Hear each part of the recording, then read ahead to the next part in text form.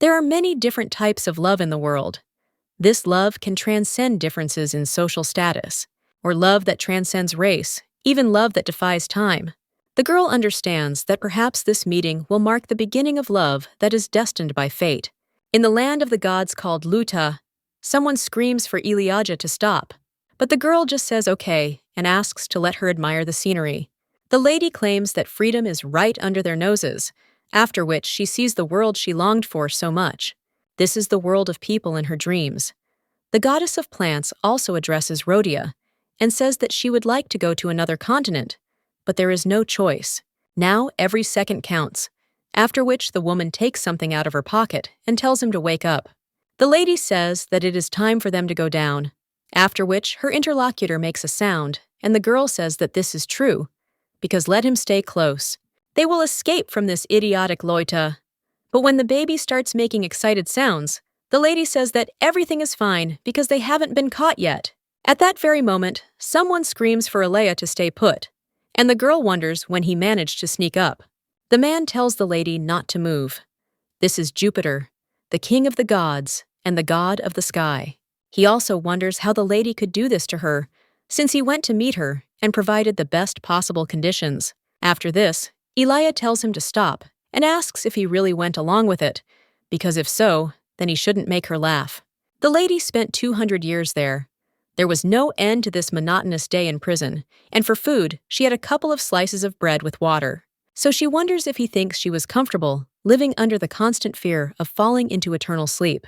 The girl screams that she has been like this for 200 years. She has been treated as an ominous omen since birth. Happen in the human world something bad. It was always the lady's fault, and the girl cries out, why does he think that she will be happy just because she was spared? Leah asks if she is really empty space, and how can he do this to her? The girl also wonders if he has done anything for her. The main character asks why he considers her some kind of evil god, since she is the goddess of plants. The man then tells Leah to calm down and return to the isolation room immediately. He will not punish her if she goes quietly, so they need to hurry before the other gods try to execute her. The main character thinks where she should return because she shouldn't be in Luta. The lady turns to Jupiter and says that at that moment, she decided to leave this place. Her heart has found peace for the first time, and so the lady asks him not to try to stop her. After this, the man says okay, and if the lady wants it that way, then he has no choice. While the other goddesses noticed, he would take her to the isolation ward by force. Elijah says that it seems he forgot that she is also a goddess, after which the girl wraps his staff, and Jupiter asks if she is serious.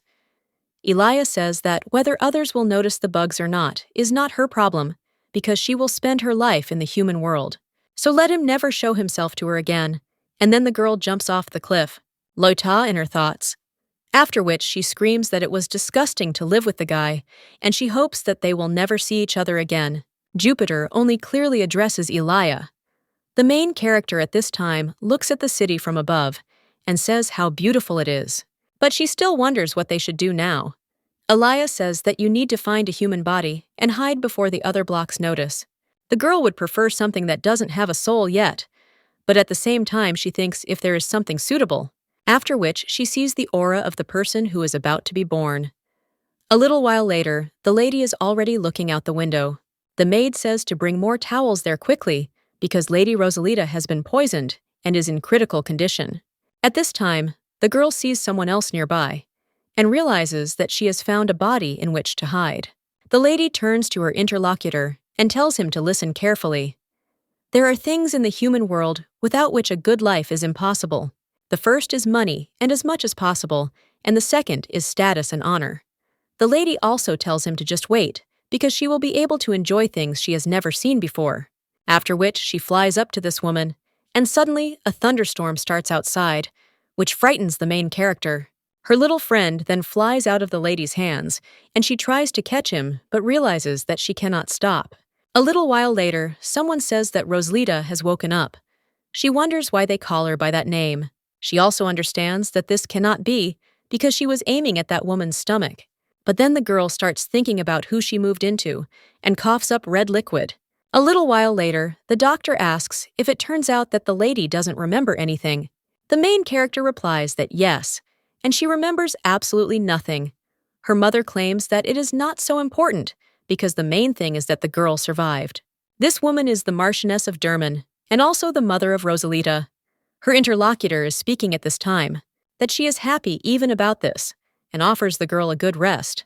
The main character understands that amnesia is the most universal excuse, but the girl also understands that this is strange, because if we discard the option of a person who has not yet been born, usually the body is already occupied by its own soul, so another one cannot enter it, and the lady wonders how she entered this girl. And also, did she really fall into eternal sleep shortly before that? Rosalita Derman is called the Winged Angel. In Rhodia, where all sorts of people live, she is known to everyone, all thanks to her kind character and beautiful appearance. There are even plays about its history.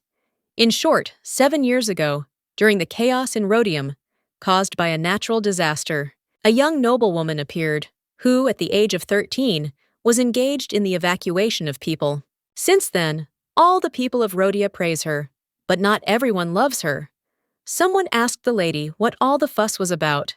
This woman claimed that she was a young noblewoman who was involved in rescue, and perhaps the life of a commoner would suit her better. Rosalita was a girl who did not know how to hate others. Her main character thinks about what could have caused her to fall into eternal sleep. Did she really have illnesses at such a young age? And both the family and the doctor are evading a direct answer. The girl claims that care, a good family, popularity, and a pleasant personality are the complete opposite of her life. But the girl wonders whether the former owner of the body was happy and whether there is something she doesn't know about. Rosalita wonders if this is really a plunge into eternal sleep with her own hands, after which she completely buries her face in the pillow. The main character asks what she should do, because her new life has been confusing from the start. She needs to get to know Rosalita better if she wants to stay in this body, but there is no point in continuing to ask direct questions, so the lady asks what she should do first, after which the girl says that it's okay, and also understands that Rosalita was loved by her family and those around her. Such a life is still better than the stigma of disaster. And besides, this girl is simply beautiful. Her family is prestigious and wealthy, so the girl understands that she may not fully understand the circumstances of her bad end, but the start is not bad at all. At the same moment, her little friend turns to her, and the lady asks if he really wants her to use divine power. The girl says that she thinks that once the body is plunged into eternal sleep, it will be difficult to manifest it. But it is worth trying. That's why she didn't want to move into a person who had fallen into eternal sleep. But there was no choice, and the lady asks Bip if there are any plants nearby. Beep points to one of them, after which the girl says that this is excellent, and they will see what she can do in this body. A little while later, the main character approaches the plants and realizes that she will first check the surrounding vegetation. The lady turns to one of the bushes and asks how it is doing, and whether it will answer if it hears her voice. The girl claims that she will always be on his side, so he can speak without fear. In this world, rain never comes on time, and people cut even the neatest branches. Rosalita asks how the soil is and if there is enough fertilizer. The girl also wonders if something is bothering him, because if so, the plant can tell. But at that very moment, someone else comes up behind the lady and addresses her. Rosalita understands that if someone heard, then she's finished. Well, when she turns around, she wonders who this person is. The guy just happily says that she woke up. He also apologizes for scaring the lady and claims that he saw it outside, so he wanted to check. This young man is the eldest son of the Derman family, named Benjamin Derman. Rosalita, looking at him, thinks what kind of aura this is, and whether the bugs really created it personally. Her interlocutor says that the girl has lost her memory and claims that he is her older brother. Rosalita is shocked and wonders if this is really true. The young man at this time says that she had better go back to bed and rest. The latter worries about trivial work, to which she agrees. But she also notices that her brother's hands are shaking. A little while later, he is already putting the lady to bed and asks if he scared her, to which the girl replies that no, and everything is fine. Benjamin says that she can answer honestly because her well-being is a priority. The girl understands that she is actually very happy to see his handsome face. Her interlocutor asks if the lady really doesn't remember anything at all, to which she replies that she doesn't, and asks if she really forgot something important. The guy says that nothing, and if she doesn't remember, then there were reasons for that. He can understand why she chose to forget everything. Rosalita asks him to just tell her what's wrong, and he knows what happened to her, to which he replies that he doesn't really, after which he takes a lock of the lady's hair in his hand and tells her not to worry, because he will create memories for her that will be even better. And he also hopes that he didn't disturb the lady's peace too much and says that it's time for him to go. So let him be his sister Rosalita is resting. The main character thinks what a disappointment this is, because he wasn't going to explain anything. But this situation is starting to resemble isolation. The girl understands that this can no longer continue, and she needs to resolve all issues in order to live a good life. She must find out at any cost what happened to Rosalita. A little while later, the maid says that for this reason, the lady leads the arts and culture of the empire, creating libraries, orphanages, and academies. And she also provides ongoing support to the people of the empire with her own money. Lady is the daughter of exactly such a family. The main character understands that everything is much better than she thought, after which she turns to the maid and asks if she can tell her anything about her. Rosalita asks what kind of person she was and what her hobbies and preferences were. After all, she wants to know everything.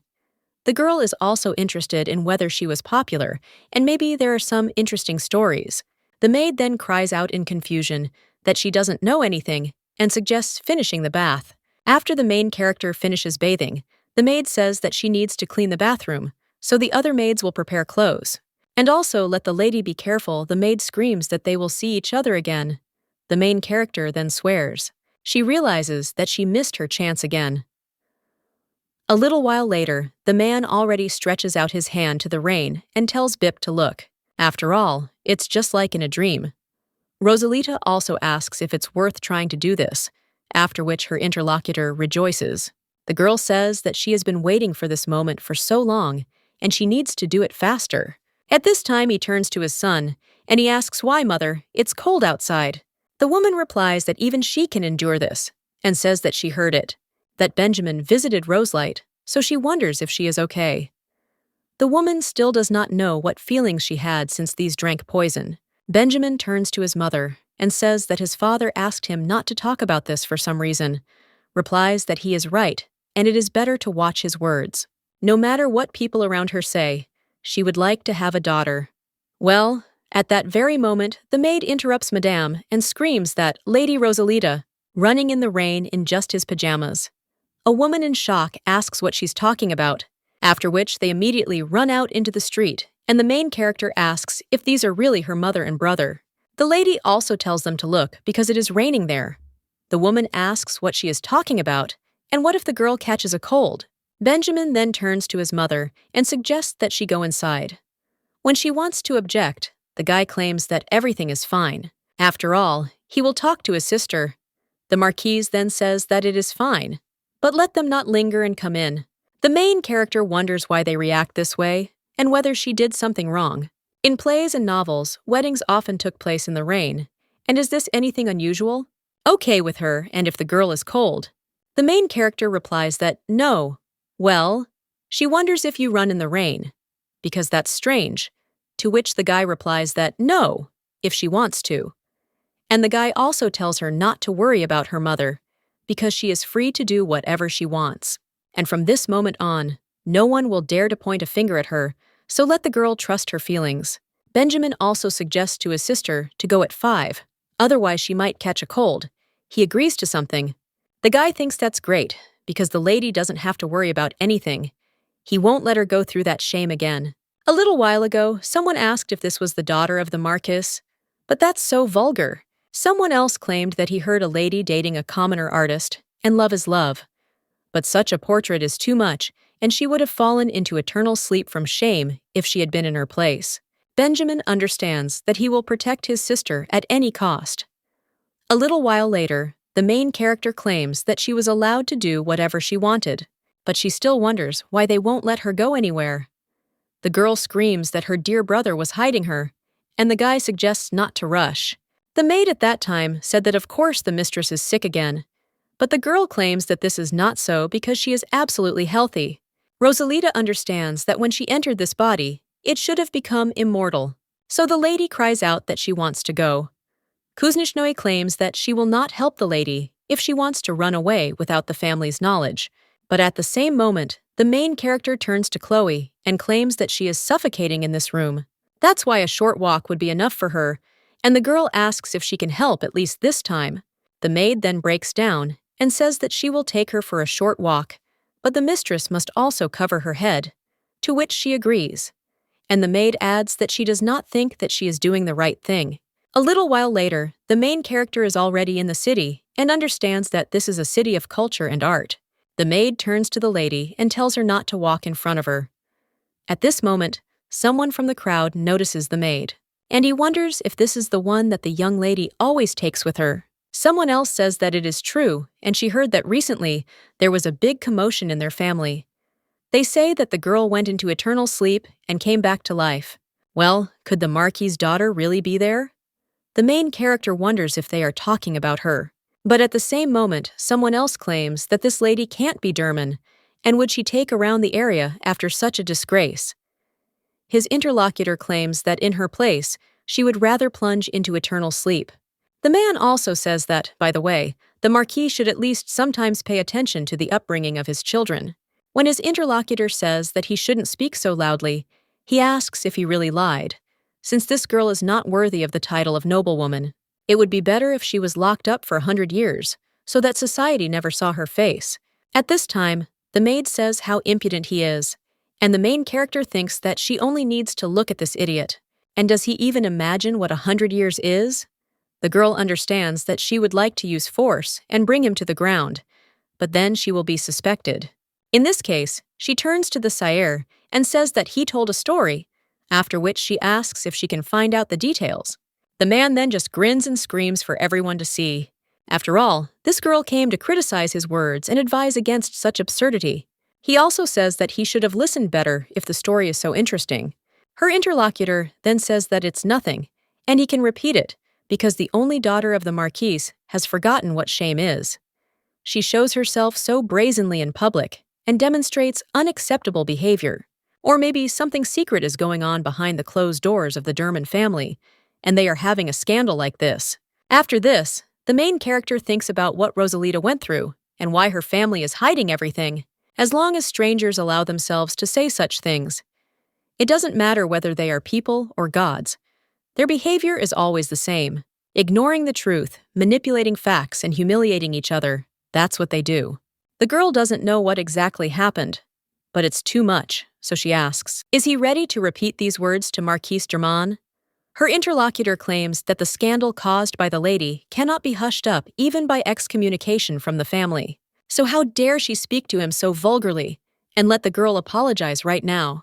Rosalita then wonders which of them should apologize, since he dared to insult the only daughter of the Marquis of the Empire in broad daylight.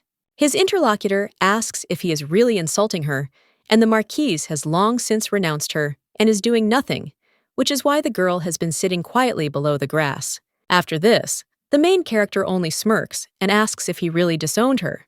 She also tells a man to stop talking nonsense if he doesn't know anything, and the girl asks if she should tell him about the people she hates the most, those who are not satisfied with attacking her, and they open their dirty mouths on her relatives, the only people who believe in her and care about her. After which, the lady screams that she hates with all her heart those who try to manipulate others. She grabs the man by the collar and says that she is just like him. Her interlocutor screams for the lady to let go and asks if she really does not know how to respect her elders.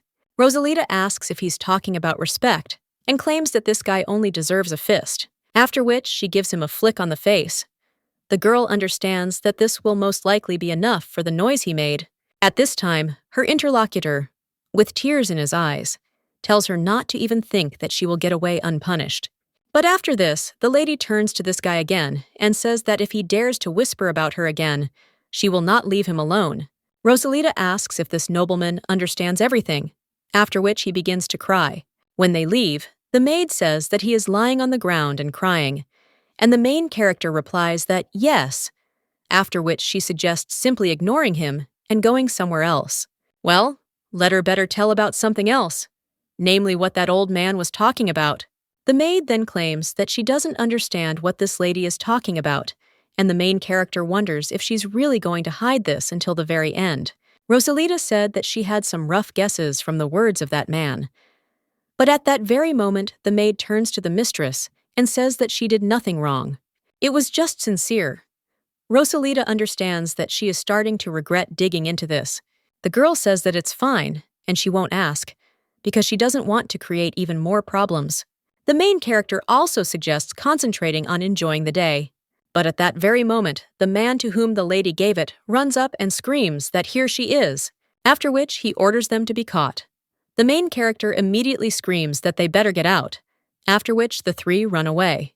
A little while later, one of the knights asks where they went, and the other says to calm down here, because finding them is a matter of time, and there are not many places to hide.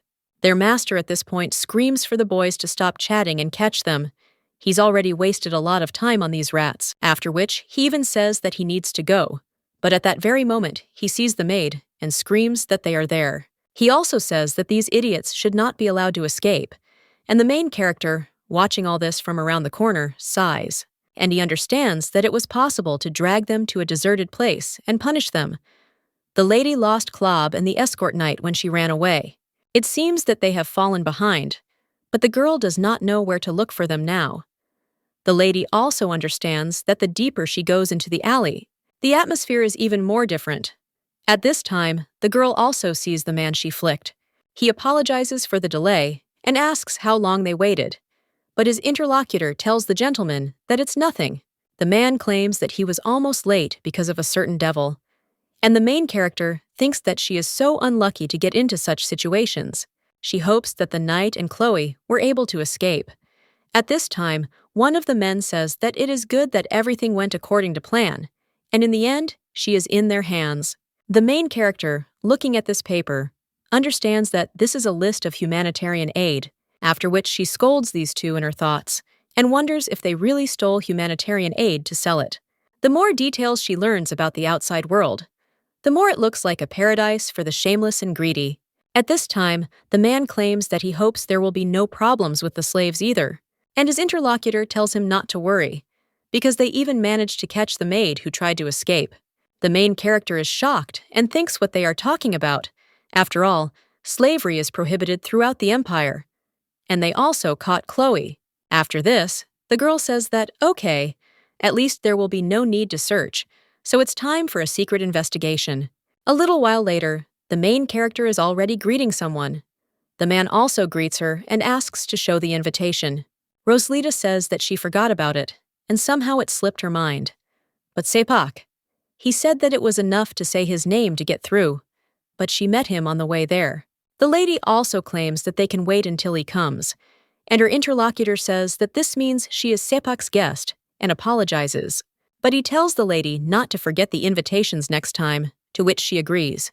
And she thinks that she certainly won't forget if they have another next time. A little while later, the lady is already heading after one person and wondering where Chloe is. But at that same moment, the girl sees some door and wonders what kind of place this is. Her interlocutor immediately covers the lady's gaze with his hand and apologizes, but claims that only employees are allowed there. Rosalita asks who gave permission to block her path in such a rude manner.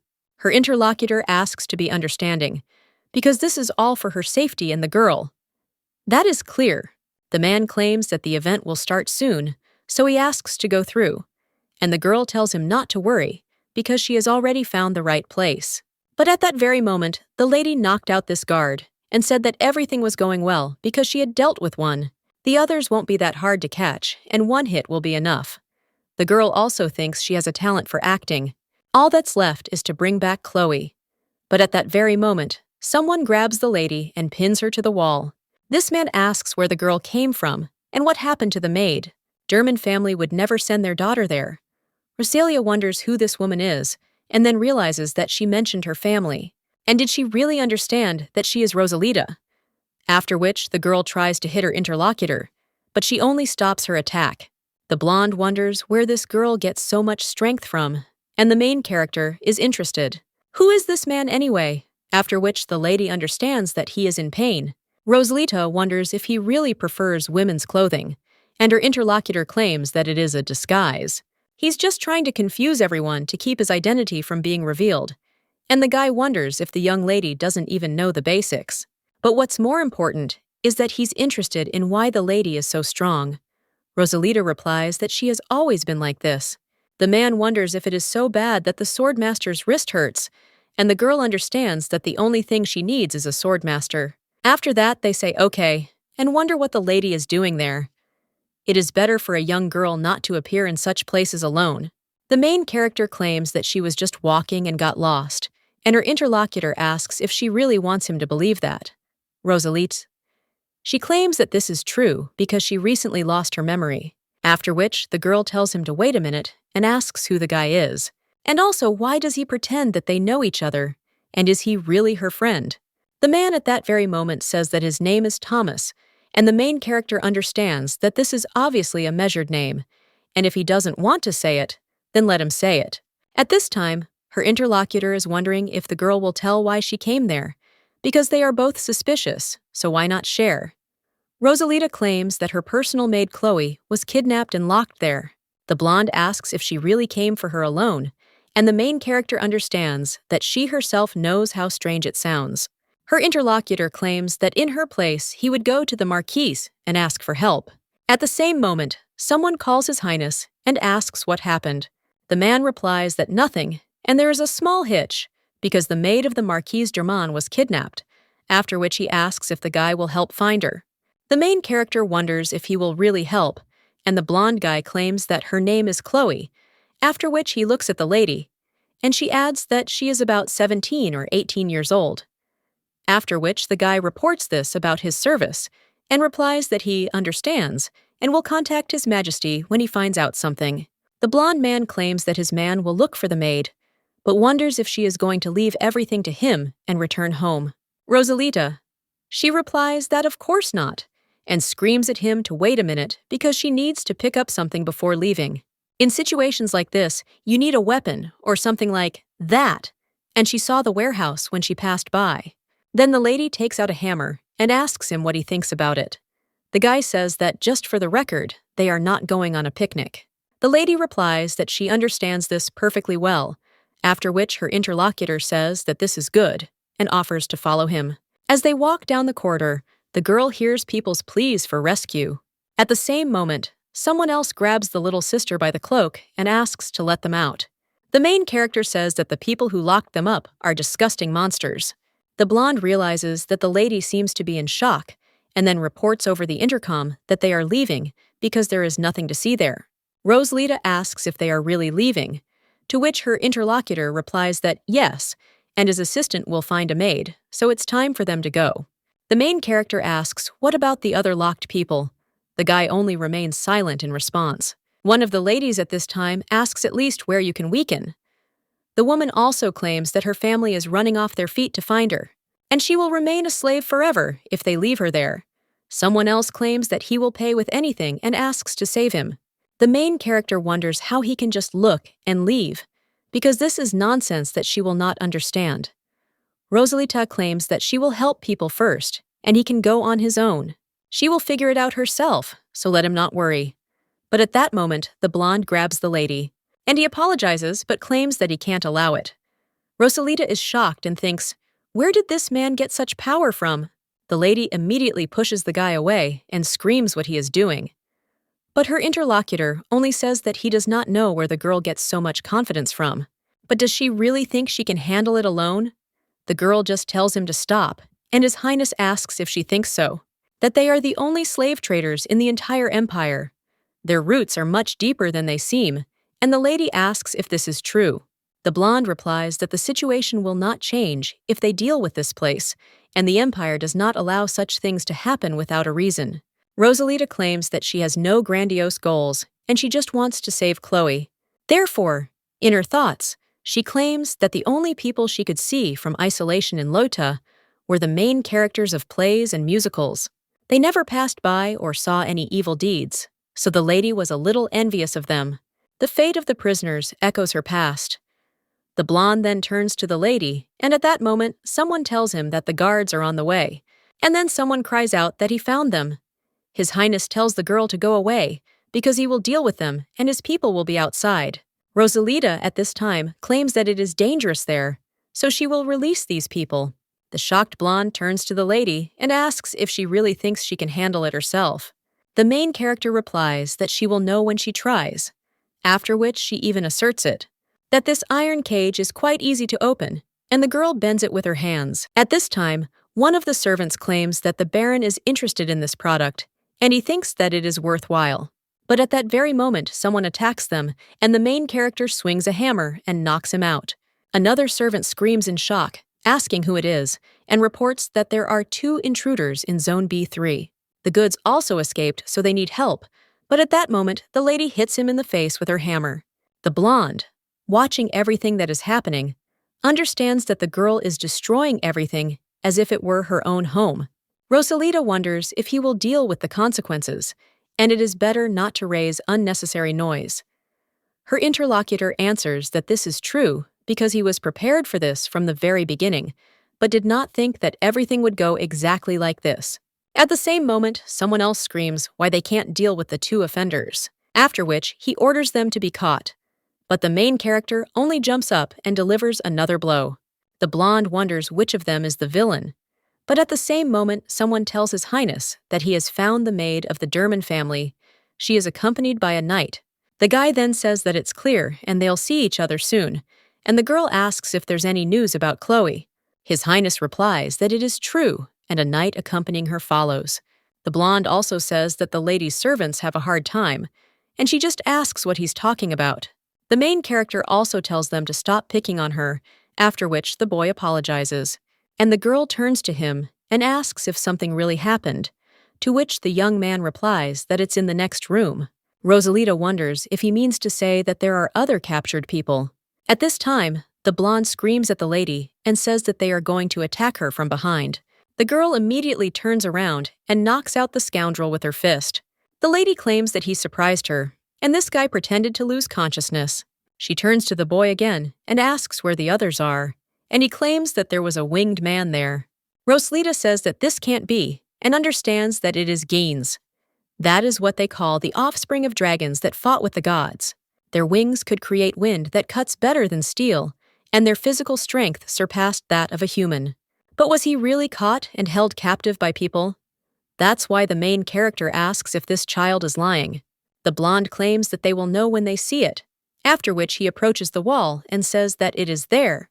The main character says that there is nothing there, but her interlocutor claims that he feels a flow of magical power behind the wall. It's blocked on purpose, and the guy thinks that the wall is also made using magical technology, after which the guy strikes, but sees that there is not a scratch left on the wall, so they probably invested well in their business. The main character asks if even a swordmaster is not capable of anything, and her interlocutor tells the lady to watch carefully, after which he delivers a couple more blows, and the barrier flies apart, and His Highness says that they have finally found him. This is the spiritual leader of the Gens, and also the only whole wing named Praeman, Forest. The girl asks if he is talking about the whole wing, and it seems like it is somehow important. Her interlocutor notes that everything is correct, because his existence is especially important for the Gens. Usually, representatives of this race are able to reincarnate while retaining their memories. But this is only possible for entire wings. A vicious circle that will never end. Memories of past lives are not always useful, and it is a cycle of immersion in eternal sleep and rebirth, as well as eternal dissatisfaction with life, and it is repeated over and over again. Well, the girl asks why exactly in this form, and what is happening between Rhodia and Gensami. Her interlocutor claims that the lady really has lost her memories. Let her read fairy tales or something like that when she returns, if she is interested in the relationship between the 2 races. Single person in the Empire who does not know this, and the main thing is that the game is not only about the person, but also asks what he is talking about. One of the Gens says that these guys should not even dream of knowing who they serve. After all, this race abandoned even by the gods will continue to revive, sweep away and devour them. They will go through hell and beg for mercy. His Highness asks if he really thinks that he will allow it, and if he goes into eternal sleep, then the continuation of the family will be interrupted. The main character wonders if he really is going to put him into eternal sleep. And the guy replies that it is true, although they destroy themselves very well. His end can give a little time. Jens cries out, "Does the worm of Rhodia dare to talk about the destruction of their race? But they will be punished by the gods." The guy smiles after this and wonders if a representative of a race called enemies of the gods is really talking about God's punishment, and if they don't have even a drop of pride left. His interlocutor says that the guy can laugh as much as he wants, and if she gets involved with the dragon, the guy will quickly pay for his words. Jens then asks the goddess of plants to lead them to victory and cries out to Lady Leah. The main character is shocked and wonders what he is talking about. The man screams that even the bugs were scared and locked her up.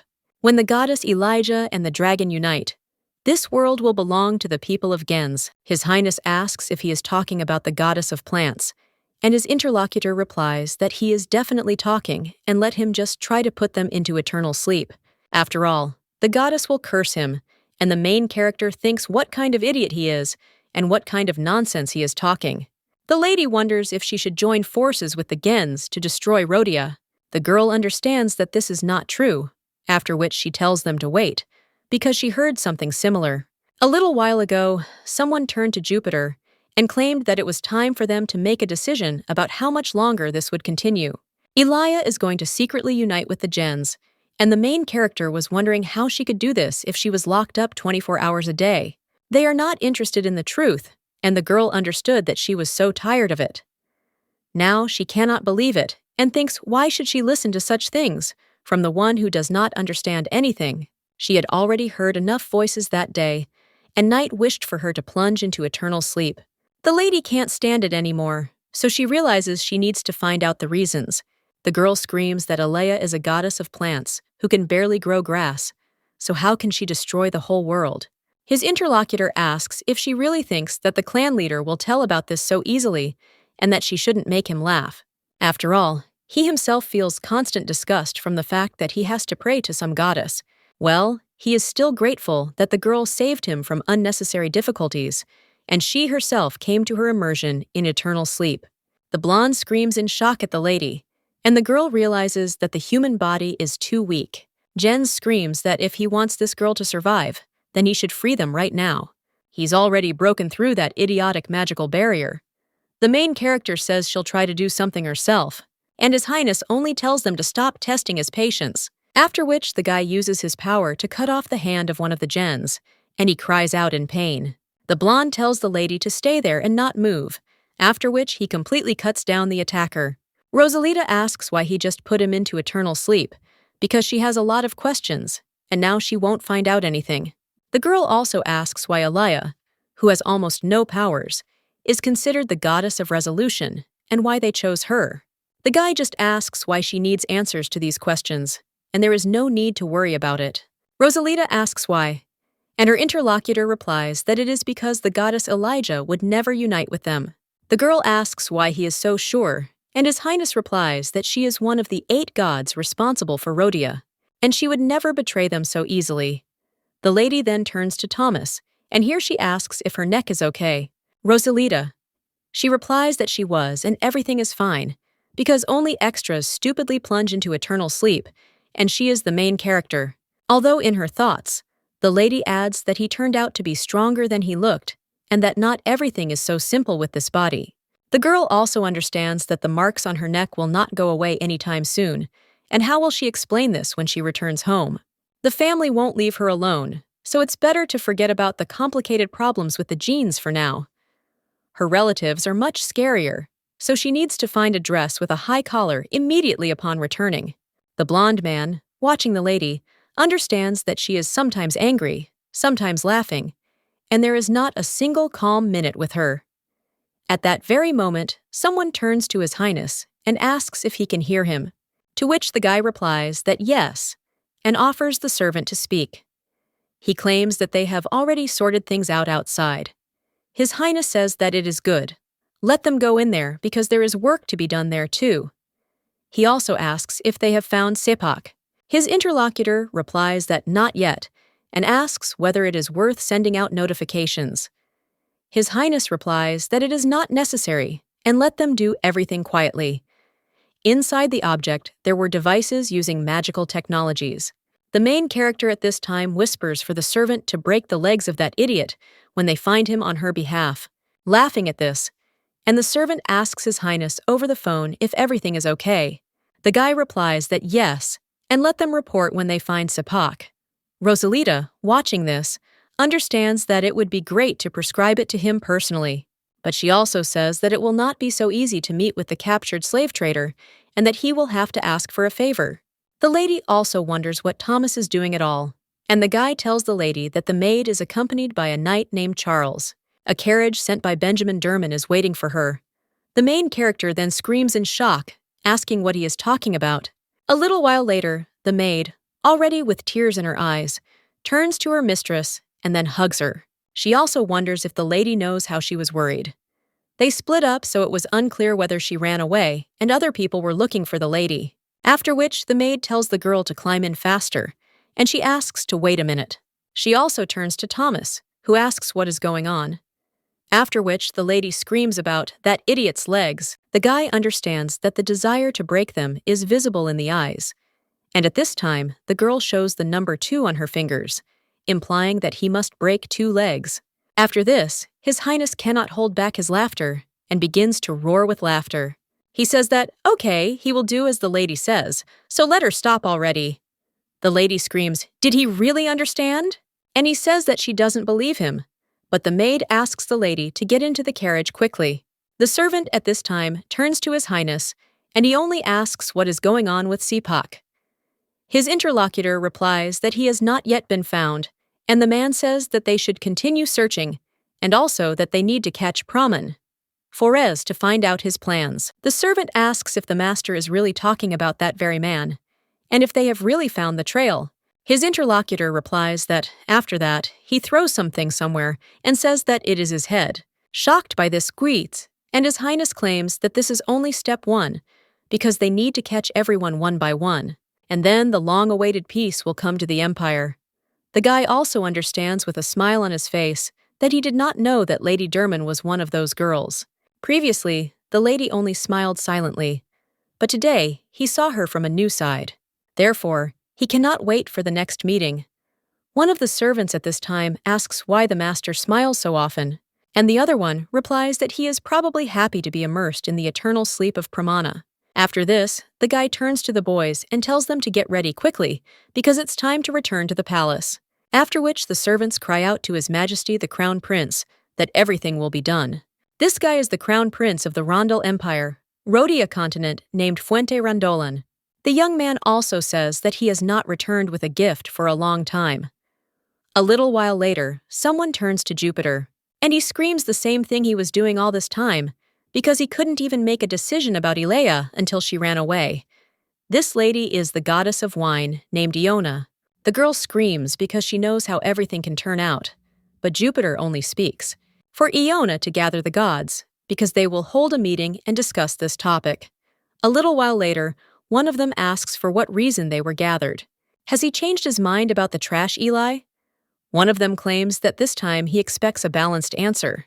The water god named Angie asks if they will catch her, and although the girl ran away, it is unlikely that she did not get far. The goddess of the earth named Sena says that he is right, because even goddesses can be free from the restrictions of Rhodia. Someone else says that in place of this trash, he would have found a suitable body and hid, so if they make an effort, they will quickly find her. But at that very moment, she also screams asking to know when to stop, because the lady has a name and her name is Elia. Why do those who were born noble and pure become so ugly when it comes to her? The woman asks if they are so afraid that they deny their divine essence and fear the fall of Luta. This woman is the goddess of justice named Titya. One of them asks what she is carrying. The goddess of wine claims that she can only applaud her righteousness. It seems that Titya is the only deity that remains on the side of that trash. Iona also says that they already broke the sacred laws of Luta in order to seal the dragon, and the price was much higher than it seemed at first. In Rhodia, the voices of the gods are no longer heard, and even the oracles do not reach them as they would like. The number of believers is constantly decreasing, so doesn't Titya feel how they are becoming weaker? Someone else is screaming that this is so, because they must eliminate the culprit before they run out of strength. We need to get things back on track. This man is the god of lightning named Polgor. The goddess of justice screams, "What does Elijah have to do with it?" The girl did nothing. But her interlocutor asks why she is so sure. Because rumors about her collusion with Ginsami are spreading all over the world. Some say that she is going to revive the dragon, so they must deal with it before it is too late. The woman screams that these things are not connected in any way, and that he shouldn't make her laugh. At that moment, someone else tells them to stop.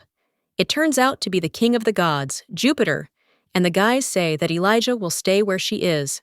Luta is already decimated without Togo. Now they can't even figure out why the world tree is withering. Therefore, there is no point in blaming everything on her, and it is better to let her go her own way. But the goddess of the earth says that they can't predict what will happen next, since the girl escaped to the human world. Angie claims that Elijah is the goddess of plants, and what will happen if the world tree dries up without her power? Wouldn't it be better to catch and return the girl to find out the truth? Polgor also appeals to Jupiter, and he claims that he can't just sit back, because does he really want to do nothing and let Luta lose the rest of her strength? There is no agreement between them on this. He will do everything personally, and let him allow it if he really cares about their lands. Jupiter then mentally apologizes to Leah and realizes that he cannot hold them back alone. The man says that the gods will be allowed to investigate everything personally, after which he tells Leah to just wait, because he will find her soon. The main character is lying in bed at this time and says that the storm has passed. Bip excitedly jumps near the lady, and the girl asks if he was worried, but she knows that he missed her too. At this time, the maid asks who the lady is talking to, and she, in shock, asks where Chloe came from. The girl answers that she came, after which she asks what the lady is trying to hide. The main character answers that nothing, and her interlocutor says that it is suspicious, after which she asks if the lady is better already. Rosalita claims that she is fine, and the maid herself sees it. After which she also says that everything did not go quite as she expected, and the girl knows that these people are not like that. But she expected corporal punishment or isolation for several hundred. But then the girl corrects herself and says that she has been for several years. What she got instead was anxiety and overcare. Even the servants abandon their work. The lady also says that it is a bit strange, and she even feels awkward. Chloe then turns to the lady and says that she is simply loved by everyone. The lady is the pride of the Derman family, and there is no one in this mansion who is not in her debt. The same applies to the nobles, and even the most cruel people calm down before her. The main character says that it is clear and thinks that it is very strange. She cannot believe it. That such a perfect girl made that choice, and how could she end up at the very bottom? The lady is interested, but there is no one to ask about it, after which she understands that she should forget about it 5. She still cannot think of a way to find out. And yet in Luta, she would never have received so much love, although it is addressed to Rosalita, who is the mistress of the body. But it does not matter. The girl would like to receive at least a piece of this affection, so she will live the life of Rosalita. With gratitude for the love that you gave her, the girl cannot worry about anything. At this time, the maid turns to the mistress and says that she is so tired that she fell asleep instantly. Chloe covers her mistress with a blanket and thinks it's so cute, but the mistress shouldn't worry. After all, anyone would love such a sweet person, after which she would even say that the lady should sleep peacefully. But the next day, the truth that everyone had so carefully hidden was revealed overnight. The girl runs out into the street and claims that she heard that she received a gift. Well, the maid at that very moment hides the box and asks the lady what it is about. The main character claims that she heard everything and was told everything. The maid claims that she doesn't know who said it, but they most likely made a mistake with the delivery because they don't expect letters. At the same moment, the main character opens the box and says that they will look. Well, when she does that, she asks what it means. The lady also reads the letter attached to the gift. It says that it is from Philip, and the guy asks if the girl received his sincere gift. He couldn't help but imagine her wearing it, so he sent it. He really wants the lady to wear it, and thinks that convincing her personally would be great, but it's impossible for now. He never received a reply to the letter he sent the day before yesterday. He believes that the lady is a saint and will no longer date other men. And if it was a provocation for him, then it worked. The main character in shock asks if this letter is really addressed to her. The maid then turns to her mistress, a little excited, and she invites her to speak. Who the hell is this Philip, and what happened to her? The maid then claims that Philip is an artist, who was supported by the Derman family. He is very talented, especially in oil paintings. Even the young lady liked his drawings, and so they met and started dating. Before that incident, there was an oil painting of a naked girl on display in the square. The main character wonders who dared to do such a stupid thing, and whether this is really what she thinks. Her interlocutor answers that everything is correct, because it was Philip's painting. The main character wonders why everyone decided that it was she who was depicted, because it is usually hard to believe in such things. Her interlocutor replies that yes, and no one thought about it until the guy confirmed it personally. He said that he portrayed the ice. The main character wonders why he did it. The girl thinks that if he really wanted money, it would have been easier to blackmail the Marquis. Even for parting, it would have been possible to choose something simpler. Well then, the main character wonders why she needs to know the reason at all, because it won't change anything. Rosalita wonders where this idiot is now, because her father would not leave it that easily. The girl asks what prison he is in since he can send her letters and such things, but her interlocutor replies that he is not in prison, and the Marquis could not throw him in prison because the guy escaped. And although they tried a variety of methods, they still couldn't find his trail. The main character wonders what this means and where the letters come from, after which she even tells the maid to wait and wonders if her father knows that Philip is sending her such things. The maid replies that no, and he doesn't know, because when the lady received the first letter, she ordered everything to be hidden.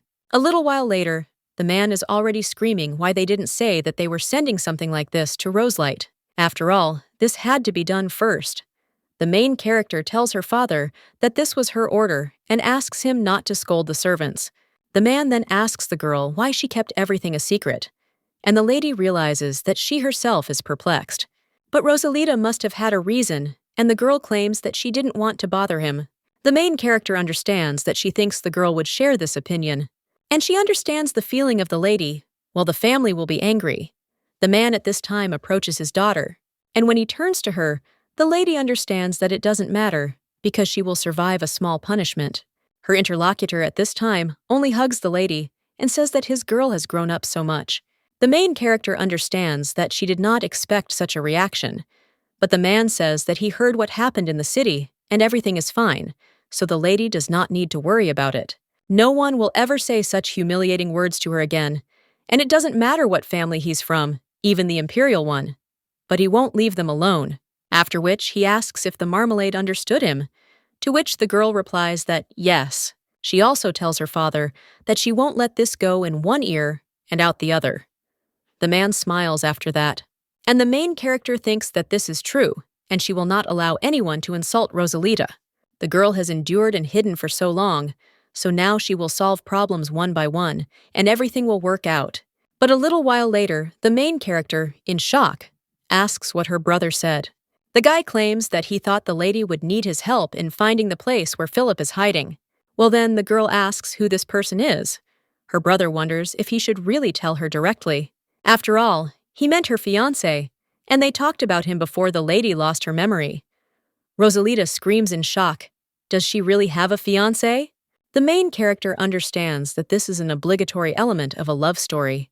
There is a fight with a villain who is trying to take the main character away, as well as rescue from dangerous situations, after which the main character repeats the word groom with a smile on her face. Her brother turns to the tape and apologizes, and also wonders if this is too sudden. The girl just found out about her ex, and now about her fiancé. Well, the main character just says that her brother should say it better. Is this groom really on a white horse? The young man is only surprised, and asks what she is talking about. Rosalita claims that the prince must be on a white horse and make a declaration of love to the cheese with a rose in his mouth. Although she is not against a frog, because then she can break the spell with a kiss during the wedding, after which the girl asks who her fiancé is and wonders if he is a poor poet or a rich mafia boss. Even a prince from a neighboring country will do. But at the same moment, the guy claims that this is the crown prince of their empire, and the main character spits out all the tea. Benjamin asks if the girl is okay, and he wonders if the scandal with the nude painting was really caused by the future bride of the crown prince. After which, the girl thinks that all this is unimportant, and there are no new rumors, so apparently everything is going well. The prince should not be as strange as Philip, but even if nothing works out, there are other men. The girl understands that in dramas, people fall in love with a variety of characters. She also thinks about love, and wonders if she will be able to experience this passionate feeling. Will they be able to overcome all the hardships and maintain trust in each other, just like the main characters who always achieve a happy ending? Benjamin, at this time, turns to his little sister and asks if this is putting too much pressure on her, to which the girl replies that not a bit. And she just hasn't seen her fiancé since she lost her memory, so she's interested. The guy says it's clear, and says that in a month, there will be a banquet in honor of the 40th anniversary of His Majesty's reign, and they will be able to see each other there. But one thing worries him. The main character tells her brother not to think about the scandal with their picture. After all, if she hides, it will only fuel rumors, so you need to act more confidently. And for this, she decided not to hide. After which, the girl feeds her brother cookies, and he smiles and says that the lady is right, because they kept her in the estate to wait until the talk died down. But now he understands that everything could get even worse. Benjamin also thanks his little sister, and when the main character wants to say something else, then her interlocutor claims that she only needs to learn noble etiquette in a month. Rosalita, in shock, asks why she needs to teach him, but her interlocutor tells the lady not to worry because she has already done this, so she will quickly remember everything. He also hands the lady some book and says that she asked the maid to bring it. Rosalita replies that she did, and her interlocutor asks whether the lady really wants to read children's fairy tales. The girl replies that they were recommended to her by one person, and when the guy asks who it was, then the lady replies that it is an acquaintance, after which she changes in front of her brother and asks if she can interrupt the tea party and do it right now. The young man agrees in response, after which the lady opens the book and realizes that there is a story about a black dragon. She reads that at the origins of the world, there were humans, bugs, and dragons. Bucky got along with humans like children with parents. An evil dragon appeared who envied them. He took the soul and also created life similar to them. The humans called the creatures genes, the skybound genes. But the genes began to attack humans on their own. They stole their food and goods. Therefore, people turned their sincere prayers to the Luta gods and asked for protection. After this, the gods personally descended to Rhodia, and a long battle ensued. The dragon was sealed under the world tree, after which peace came again, and the girl wonders if this is the end. She understands that her curiosity is satisfied, but she also asks if there are any stories about Eli. The guy asks if she is talking about that evil goddess. The main character screams that she is not evil, after which she claims that she did nothing bad and will beat him unfairly. The young man tells the Marmalade that they have enough reasons to call her that, and she knows that the gens worship Eliza. Many believe that her mission is to infect the dragon and the Gene's family. The high priest heard young gens shouting at the abbot before falling into eternal sleep. They say that the world tree is withering precisely by the will of Eli, who is the goddess of plants. The main character replies that this cannot be untrue, and when her brother asks why the lady thinks so, the girl claims that the goddess born in Luta will never destroy Rhodia. The lady understands that this is obvious. Her brother says that perhaps there is meaning in what the Marmalade said, and he could have misunderstood. But the girl just says that no matter what he pretends to believe, the guy himself said that everyone thinks that Elia is evil. The guy replies that he is serious, because there is logic in it. He also claims that it was the same in childhood, but she has no memories, and in general, Rosalita is right. After this, the young man asks if the lady is tired of sitting in the mansion and suggests that she breathe some fresh air, because maybe she will be able to find some useful information. The main character asks where he wants to go, to which the guy replies that he is going to the Solon Academy. A little while later, one man asks if he has visitors. Solon Academy is an institution that oversees the academic life of 2 other academies. It raises people who will work for the benefit of the Dermian family and the Empire in the future. Among the study of agencies and magical technologies, outstanding talents from all over the world gather together. But now one of them screams that they are burning, and the guy asks, "How did this happen?" because his hypothesis was perfect. The lady just screams for this one to go and turn this thing off. The main character wonders if her brother really praised these magicians, and the guy replies that they are still in the training stage. Someone else says that this is true, and when the ladies look at this woman, then she only says that she is glad to see the lady again. She is the dean of Solon Academy, named Kanaya. The woman claims that she heard about what happened to the lady and says that she can just call her by her first name. The main character agrees to this and greets her. The woman asks if these kids are cute. They have no experience yet, but in the future, they will become great people and will be of great use to the Derman family. Most of the magicians who lead the development of Rondel's magical technologies are their students, and if magical science becomes widespread and budgets are raised, life will become easier even for ordinary citizens. The blessing will be more accessible for the entire civilization. The main character says that they can be proud of them and understands that Rhodia always liked the names. This is why their world was left without simple magic when the gods sealed the dragon. Although it was a convenient option for everyone, she is glad that they found a new way to use magic. This is the limitless will of humanity. She loves Rhodia for this reason. The woman at this time asks to be allowed to see the lady out because the teacher is already waiting. The main character is surprised and wonders why the teacher is waiting for them. A little while later, the man asks who managed to upset the young lady. The main character then claims that she thought she could get information about gods, people, and gens. Well, she had already seen this book.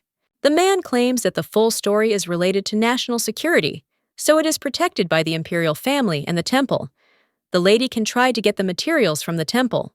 Of course, he also has some knowledge, and he is interested in what the lady wants to know. The main character asks if he knows that she has lost her memory, and she needs all the details, and also proof that the gens have united with Elia. The lady also claims that the question may arise as to why she needs to know this, but she learns everything anew and grasps at any information.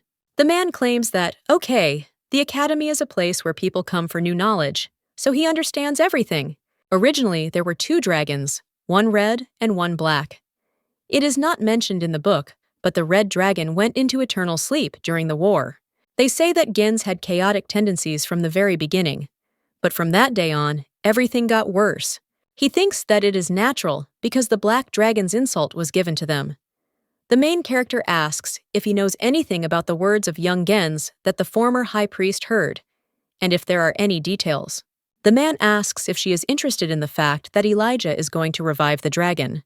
In fact, it was not the real gens who said this, but the priest of the Grey Wings.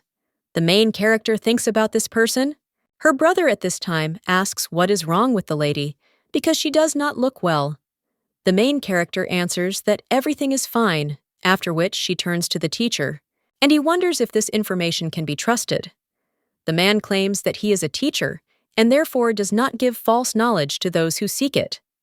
A member of the Marquis's family can make a request to the temple and check. The main character then thanks him, but claims that it is time for her to go, and the teacher can continue the conversation with his brother. Benjamin then watches his sister leave. A little while later, the main character is already on the street and angry. The girl understands that all this is so annoying because it is really possible that young gens turned out to be a priest of Grey Wings. After which, she even hits the tree, and it breaks from something. The lady has heard of them, because these are people who consider themselves gens. Although they were born in Luta, they think that the bones on their backs are proof that they have wings, and people are called fallen gens. The girl also understands that this is an absolute fake and wonders if they really believed this nonsense and locked her up. They are gods after all, so how could one trust the words of such people? The girl realizes that she has become a scapegoat. That's why she will never forgive them. Well, at that very moment, the main character turns around and sees the tree she hit flying at her. When the lady opens her eyes, someone asks if she really loves creating trouble around herself. The main character realizes that this is a very familiar voice, and when she looks at the guy, she asks if it is really Thomas. The girl asks what he is doing there, and the guy, in response, asks if he really needs to answer. Rosalita says that his character is still the same. His Highness says that the lady can think what she wants. But first of all, isn't she going to get off him? At that very moment, the teacher sees these two. Then he turns to His Highness, the Crown Prince. The main character screams in shock. Is he really the Crown Prince? The lady immediately turns to Thomas and asks if this is true. But her interlocutor suggests that she let him go first. Benjamin immediately runs to his little sister. He also picks her up and asks if everything is okay, after which he tells the girl to quickly apologize. The guy also apologizes for his sister's behavior and thanks His Highness for his help. The man only says that the main thing is that the lady is safe, and the main character is still thinking about the fact that he is a prince and wondering if they are serious. The man claims that this is true, and at the same moment, someone else addresses His Highness and also says that he was waiting for him. This man is a former priest named Andrew. His Highness asks how long he waited, and Andrew replies that if he hadn't answered, he would have just finished the conversation. The woman at this time looks at the tree and wonders how it broke. Andrew also asks how His Highness was flying, and he replies that there are no problems. The girl at this time asks if Thomas is really a prince and why he didn't tell her anything. Now it's clear why he seemed suspicious, smiles in response to this, and the main character wonders if he's really laughing, after which His Highness suggests going, and Andrew agrees. Benjamin at this time turns to his sister and says that it is time for them to leave. A little while later, the blonde asks what happened to the Dermans.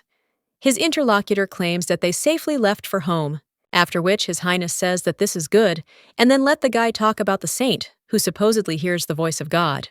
This is a girl named Leah. A little while later, the main character turns to Bip and says that she has returned. The girl claims that he doesn't even know what a difficult day it was. She also wonders if he remembers Thomas, whom she told him about, because he was an ordinary handsome nobleman, but turned out to be the Crown Prince and her fiancé. If the lady had known about this right away, she would have been more careful. But now she is thinking about what to do with the first impression. What about a heartbreaking meeting with a partner that is destined by fate? Well, at the same moment, Beep jumps whether one face. The main character asks if there are other problems now, and what he is talking about. And also, did the plant really die? After which the girl looks at the flowers and asks if this is really so. But in the morning, everything was fine. The girl asks if it's worth reading his memoirs, after which she finally decides and says that she doesn't have that much strength, but it should be enough for this. But when the lady touches the flower, she is shocked to see memories of Rosalita. While the girl was coughing up red liquid, her interlocutor turned to her and asserted that this would not have happened if she had agreed to become a priestess of the Grey Wings. The girl turned to Philip and claimed that he couldn't have poisoned her, but the guy replied that he had no choice. Rosalita saw something she shouldn't have. The main character said that he would regret it and asked why he became like that. Her interlocutor asked what it meant that he became like this and whether she was really talking about him being a priest of Grey Wings, after which the guy says that it's clear and asks what will change if he tells. The lady has lived her whole life surrounded by this wealth and care, so she will not understand anything, and let the girl stop fighting and also fall into eternal sleep. After which she fell down, and some red liquid fell on the flowers. The guy claimed that he didn't think she would start vomiting red liquid everywhere. He also asked the other guy why he froze and let him sort it out because they had to leave. Jens then said that the Blue Princess was suffering, and they had problems. Philip claimed that he had already explained to her that everything was wrong and she could no longer be helped.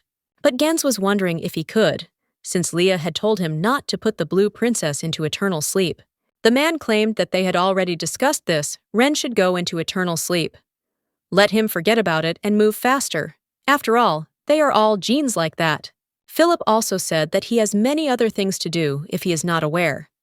No one knows yet that the lady was visited by a former lover, and they will send letters and gifts to Bhutan, who is still alive. To which Gens agreed and said that the gentleman should hold on tighter. After which they all flew away.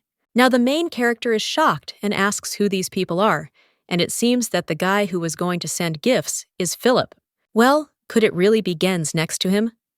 The living and healthy plant was plunging into eternal sleep because of red liquid that contained poison. The girl understands that Rosalita did not drink it herself, and that Philip put her into eternal sleep.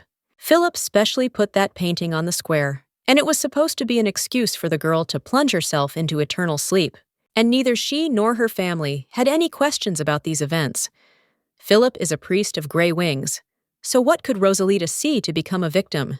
But at the same moment, the main character understands that if the gray wings find out that the girl survived, they can come again to plunge her into eternal sleep.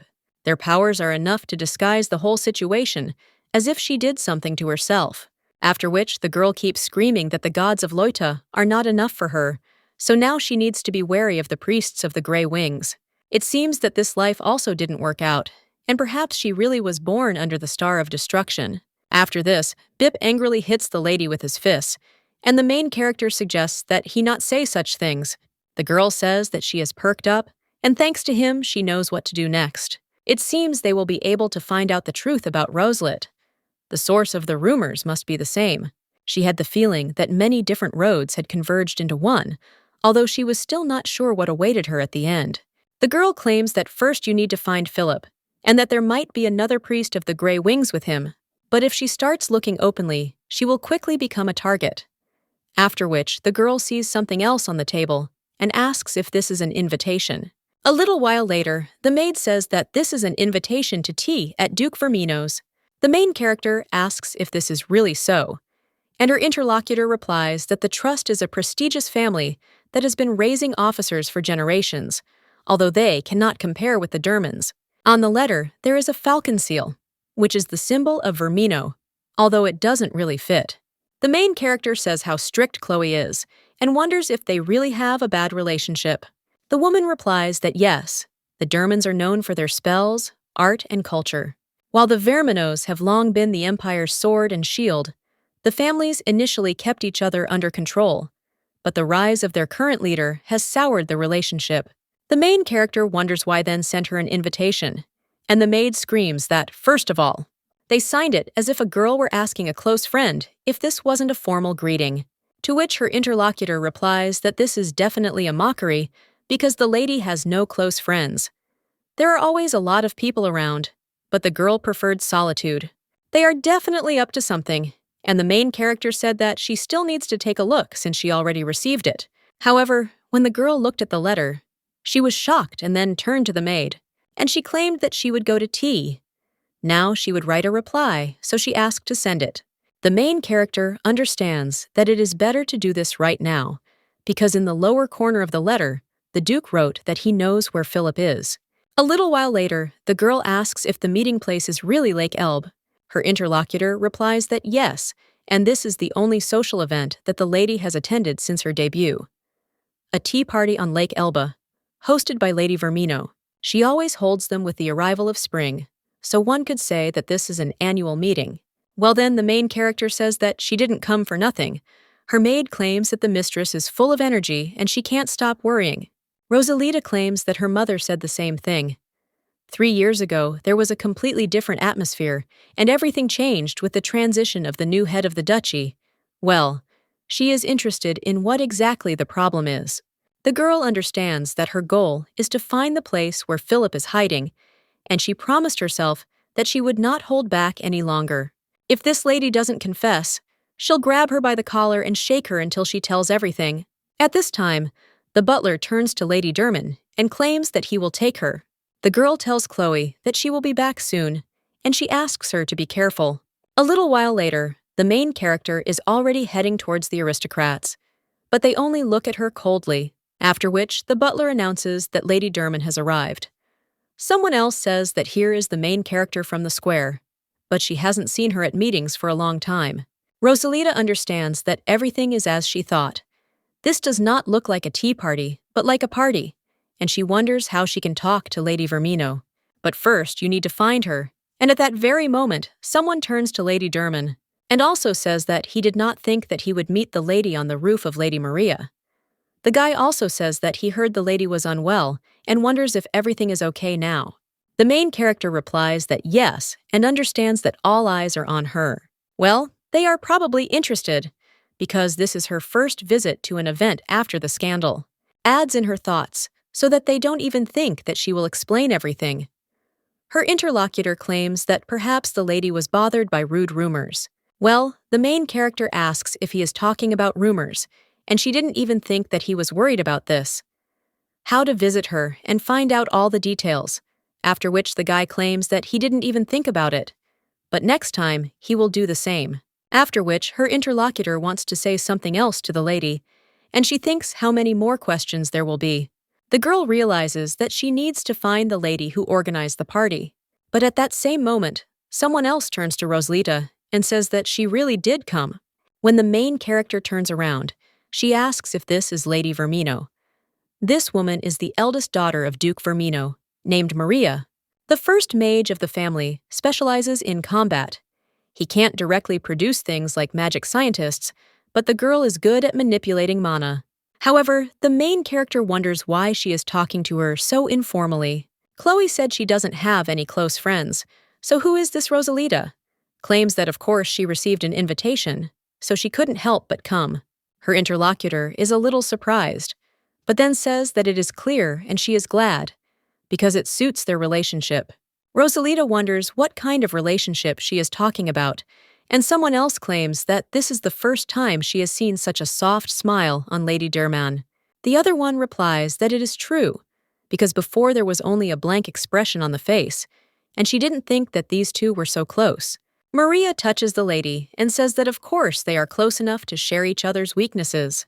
The main character wonders if she is talking about weaknesses, after which her interlocutor suggests going and talking for a minute. Rosalita, following her, realizes that she herself called for a conversation, so the girl thought that they were going to a quiet place. But when a lady is in a crowd of aristocrats, she wonders whether Maria was going to discuss anything at all. The main character apologizes and says that she thought the girl wanted to talk. Her interlocutor asks if Rosalita still has hope for her, and she said that it is difficult for her to find a common language with others. The main character asks what is it all about, and someone else asks the lady if this really happened. He thought that she had distanced herself from everyone on purpose.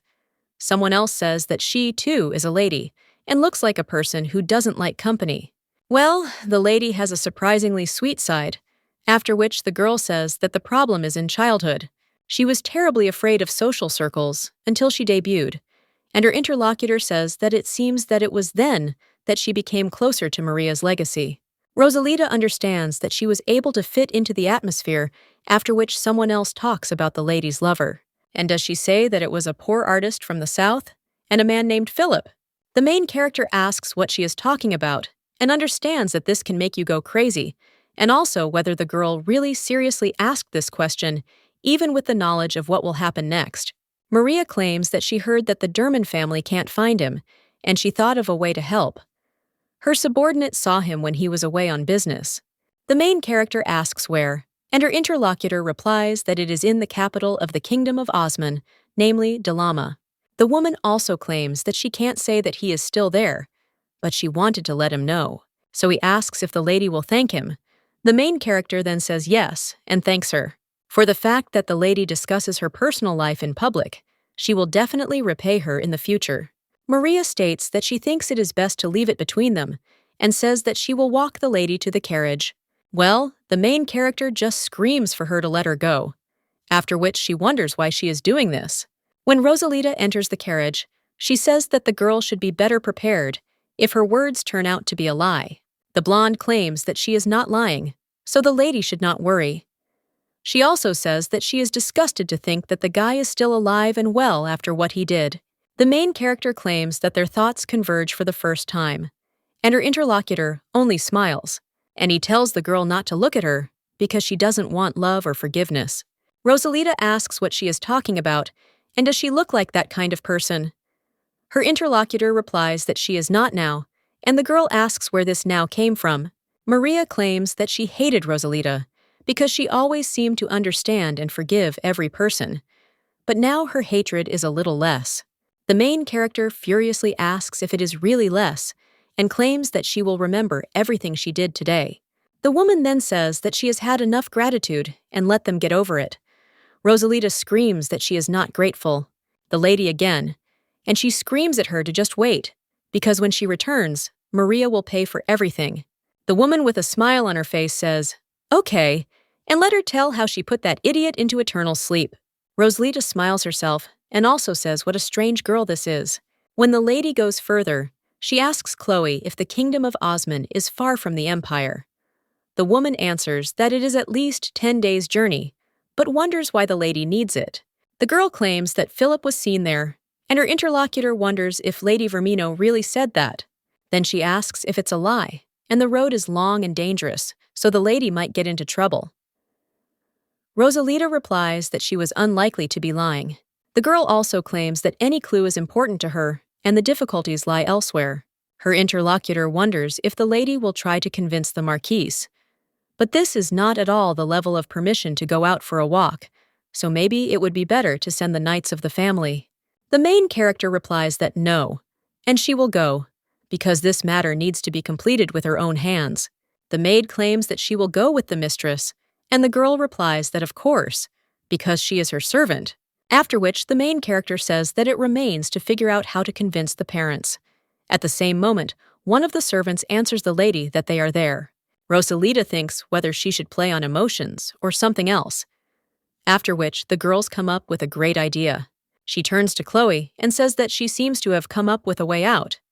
The maid asks what this lady is talking about, and the girl replies that she came up with a way to convince her parents to let her go to the kingdom that you are whiskey bold. A little while later, the Marquise asks if the lady is talking about the kingdom of Osman. She also asks if the girl is sure, because this is a very faraway place, and even though she will go with Benjamin, it is still dangerous. The guy tells his mother that they understand, but they would have to bring humanitarian aid anyway, so they will just leave a little earlier. With him, they will easily pass through the gate, and it will be safer together than alone. The woman says that this is true, but asks her daughter why she wants to go there, because the capital of Dalam is very far away. The girl replies that Lady Maria's servant saw Philip there. She only wants to go to finally break this connection, after which they ask her to allow it, and the woman says that if the lady insists so much, then fine. Well, she still worries, after which the girl tells her mother not to worry, because she will return with her brother safe and sound. The guy then turns to his sister and says that it's not just that. The main character asks what it's about, and her interlocutor claims that if Philip is really in this country, then he may already be dead. A little while later, the main character asks if Dalam was really affected by the flood. Her interlocutor replies that yes, its peak happened recently. Not as many people as expected fell into eternal sleep, but after that an epidemic began, and they were asked for help. The main character asks if there is an epidemic there, and then Dalama is not safe. The girl understands that she will be fine, but Benjamin may get infected. The guy says that it's okay, because there's already an antidote, otherwise he wouldn't have taken his sister with him. The disease is accompanied by a cough and a rash, and a person is on the verge of life due to a high temperature. This disease is transmitted through bodily fluids, so it is enough to be careful. It is better to wear masks outside, although they have an antidote. The main character says that it doesn't look very good, but the guys say that then he will find Philip himself, and the marmalade can wait for him. Rosalita immediately says that she will wear it, and a little while later, they are already in the capital of the kingdom of Osman. The girl understands that everything is much worse than she thought. At the same moment, someone screams to Mr. Derman, and he turns to the marmalade and suggests that she not go far, because he will be there soon. The main character agrees and wishes him luck, and also understands that everything is serious.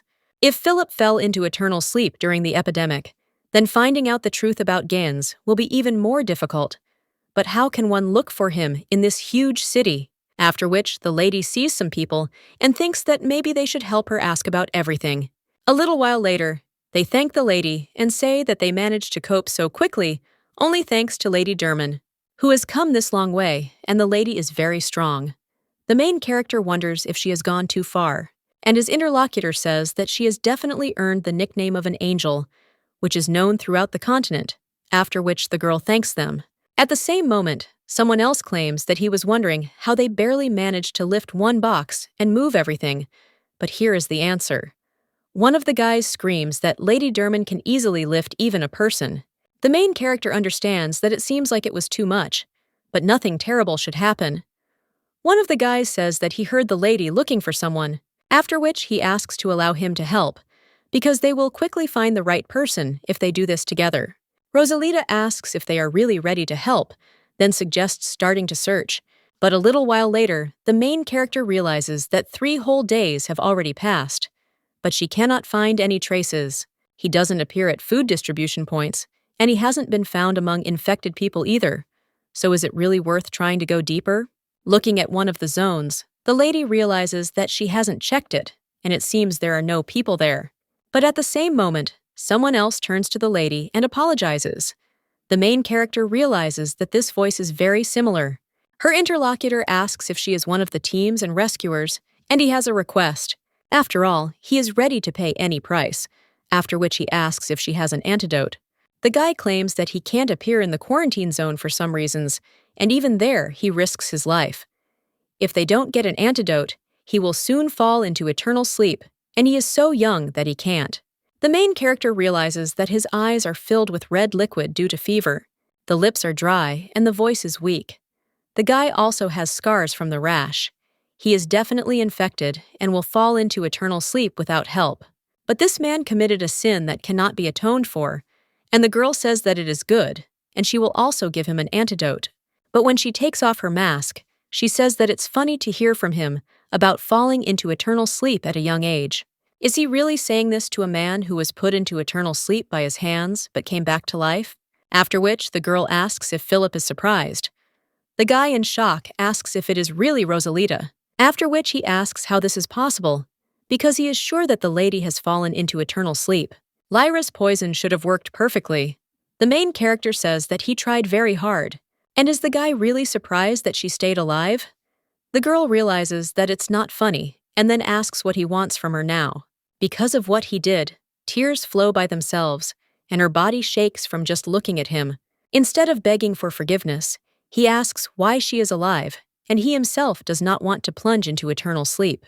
The guy then tells the lady to calm down, but the girl only screams at him to shut his mouth and not dare to say her name, because he has no right to do so. And it's disgusting just to think that he will survive. And if the guy has already put someone into eternal sleep, then let him repeat this fate himself. Philip then apologizes to Rosalita, but we understand that he has a serious problem. Her interlocutor says that he was also deceived and threatened with eternal sleep if he does not cooperate. They wanted to take his life, so he had no other choice. But the main character wonders if he really thinks she's an idiot who will check every word. After which, the girl tells him to stop pretending to be innocent because she won't just let it go, even if it's true. He will pay for what he did, and even his whole life he will not be able to atone for this sin. The guy claims that the lady is right, and the girl understands that she will not put him into eternal sleep yet because there is information that needs to be found out. So let the guy just wait, because his life will turn into hell.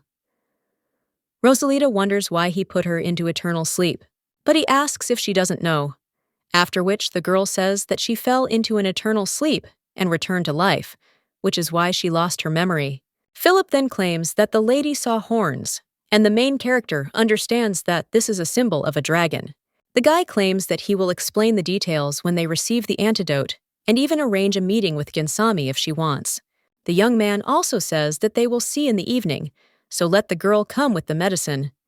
He promises that he will not run away, because he will still fall into eternal sleep without treatment. After which, the guy tells the raven that he needs to quickly notify this man that Rosalita is alive, and he will bring her. Then let them be ready.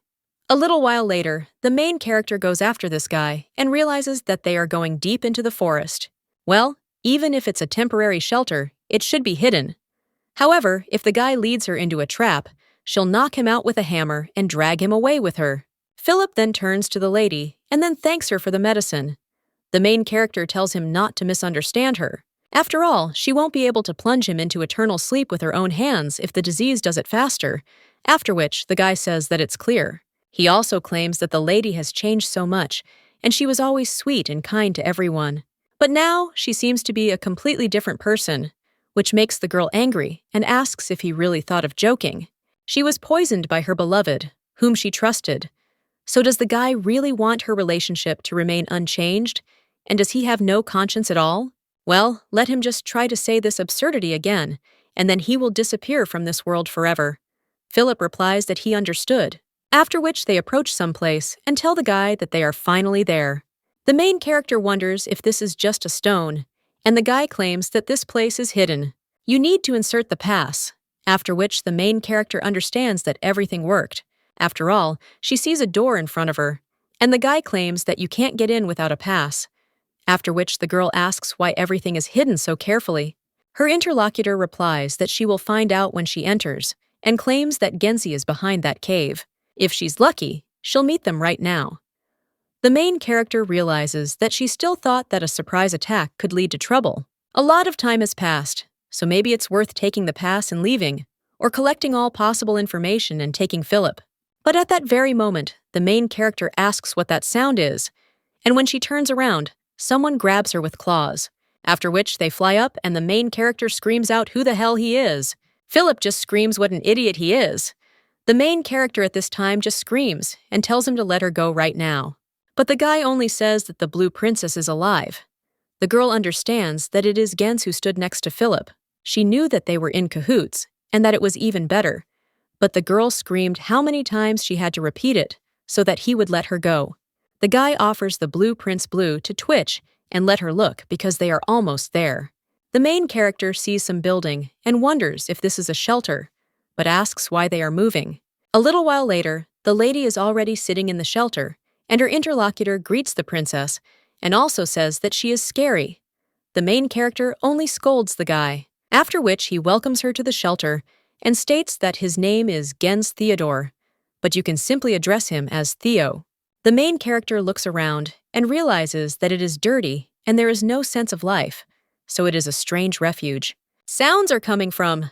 The main character wonders if it's the wind, after which she asks if the guy is talking about their shelter, but there's no one else there. Theo replies that he should be with Ren, but he had urgent matters to attend to, and he said to help Philip. The main character wonders if this is really the Ren that Philip mentioned, and the guy said that he ordered her to be put into eternal sleep. The girl understands that this is most likely the leader of their group, and she doesn't know who he is, so she can't let him go. The lady also claims that she really needs Theo's help and wonders if he will help, to which the guy agrees. Rosalita claims that Philip mentioned that there was someone with horns on his head. Theo replies that he knows, because we are talking about his little sister. Lie. The main character thinks who she is, and the guy claims that everyone says she will become a real dragon when she grows up. The main character wonders if she is still little, after which she wonders what this means. After all, is this really a child who will become a dragon? Her interlocutor replies that yes, she is young, but the older sister and the dragon. She was talking about the blue princess. The main character asks if she was talking about her, and her interlocutor claims that it turns out the princess saw her. As a girl, 3 of them will form into a dragon, but she was not even surprised by this, and on the contrary, was very kind. Ren said that the lady should be put into eternal sleep because she saw the horns. He tried to stop them, but they did not listen, so how good it is that the lady is alive, and the sister will be happy too. She should go to the castle because he would like to introduce her to someone. Their main character asks if he is talking about the imperial palace. The guy replies that yes, and his sister. She said that she met the princess there, but at that very moment, her interlocutor remembers something else and cries out that he forgot to pick up Philip. He also asks the princess not to go anywhere because he will bring Philip. The main character understands that this guy looks like an adult, but he behaves like a child. But it is clear that he is not lying. Philip said that she should not have seen this, and it seems that he is talking about someone named Leah. Rosalita was in the imperial palace, and did she meet Leah in her dragon form? Ren found out about this and ordered the girl to be put into eternal sleep, and then Philip simply followed the order. The main character says that now everything is clear, although there are still some oddities. The dragon was sealed a long time ago, but has another one appeared, and of course, the world tree is not in the best condition. But the seal will be active as long as Jupiter is alive, so the dragon could not awaken.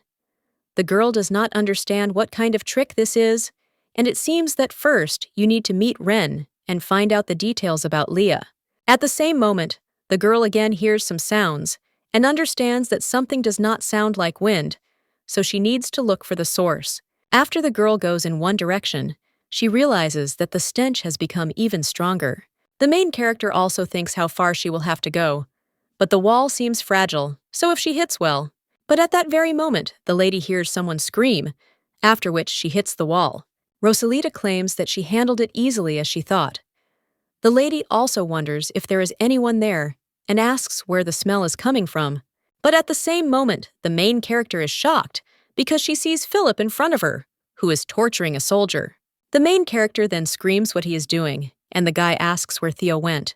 He immediately took the lady away, so he thought he had some time, but the girl asks if it is necessary to discuss this now. The lady also understands that the reason for the disgusting smell that spread throughout the building is the soldiers of the Empire who are no longer breathing. The main character thinks what happened there. Filipova at this time turns to the lady and says that he will ask again. Doesn't she want to become a priestess of the Grey Wings? Rosalita cries out.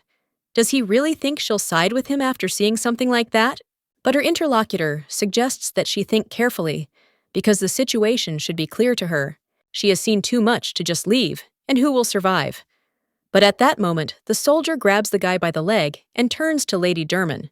The guy immediately grabs the weapon and then screams, asking how this evil bastard dared to bring a lady to this place. The main character thinks who he is, and the knight says that he doesn't know how the lady ended up there. But she shouldn't worry.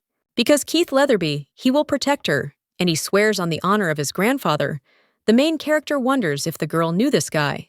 He said that he would protect her, but right now he is not in the best condition, so it would be easier to knock him out and fight herself. The guy at that very moment screams out what a traitor Philip is, because he not only went over to the enemy's side, but also tried to convince the lady. So he will go to the very bottom of hell. Philip claims that they were easily deceived. What kind of knight is this who easily believes the words of others? And if he does not do it, then someone else will. Then wouldn't it be better for him to take what is most dear to him? The knight cries out that his relationship and false belief pushed him down the wrong path, and he himself is to blame. But Philip suggests that he speak directly, because he simply took advantage of the chance that was given to him. Rosalita tells them to wait, wondering if the words about the illness were also a lie. Philip claims that his love for the lady is real, after which he asks to believe him. But the girl screams at him not to make her laugh, because it's not love. Her interlocutor suggests his love to go to him and not waste her strength in vain. His position was shaken when she survived, but he can forgive this, and it is lucky that someone needs her alive. Rosalita understands that she thinks it's about Leah whom Rosalita met.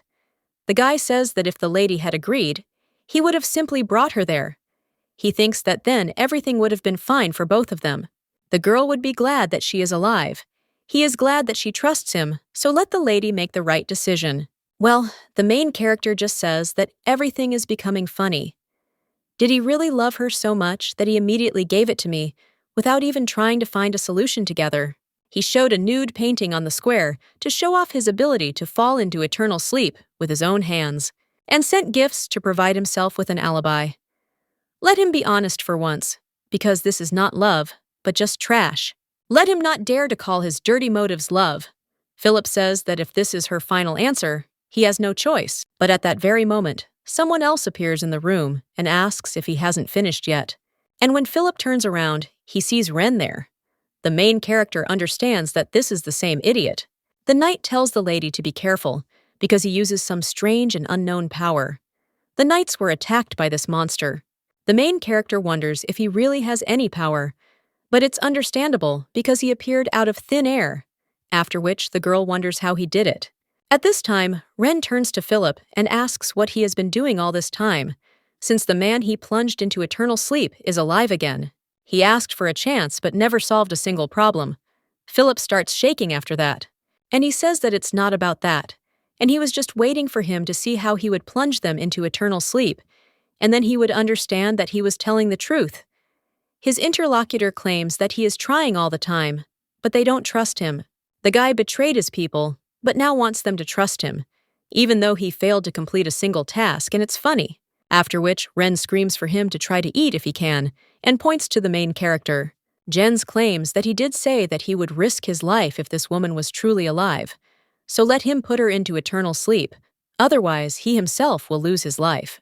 After this, the main character just smirks and claps her hands, claiming that this is just great. Betrayal and deception from all sides is no longer a joke.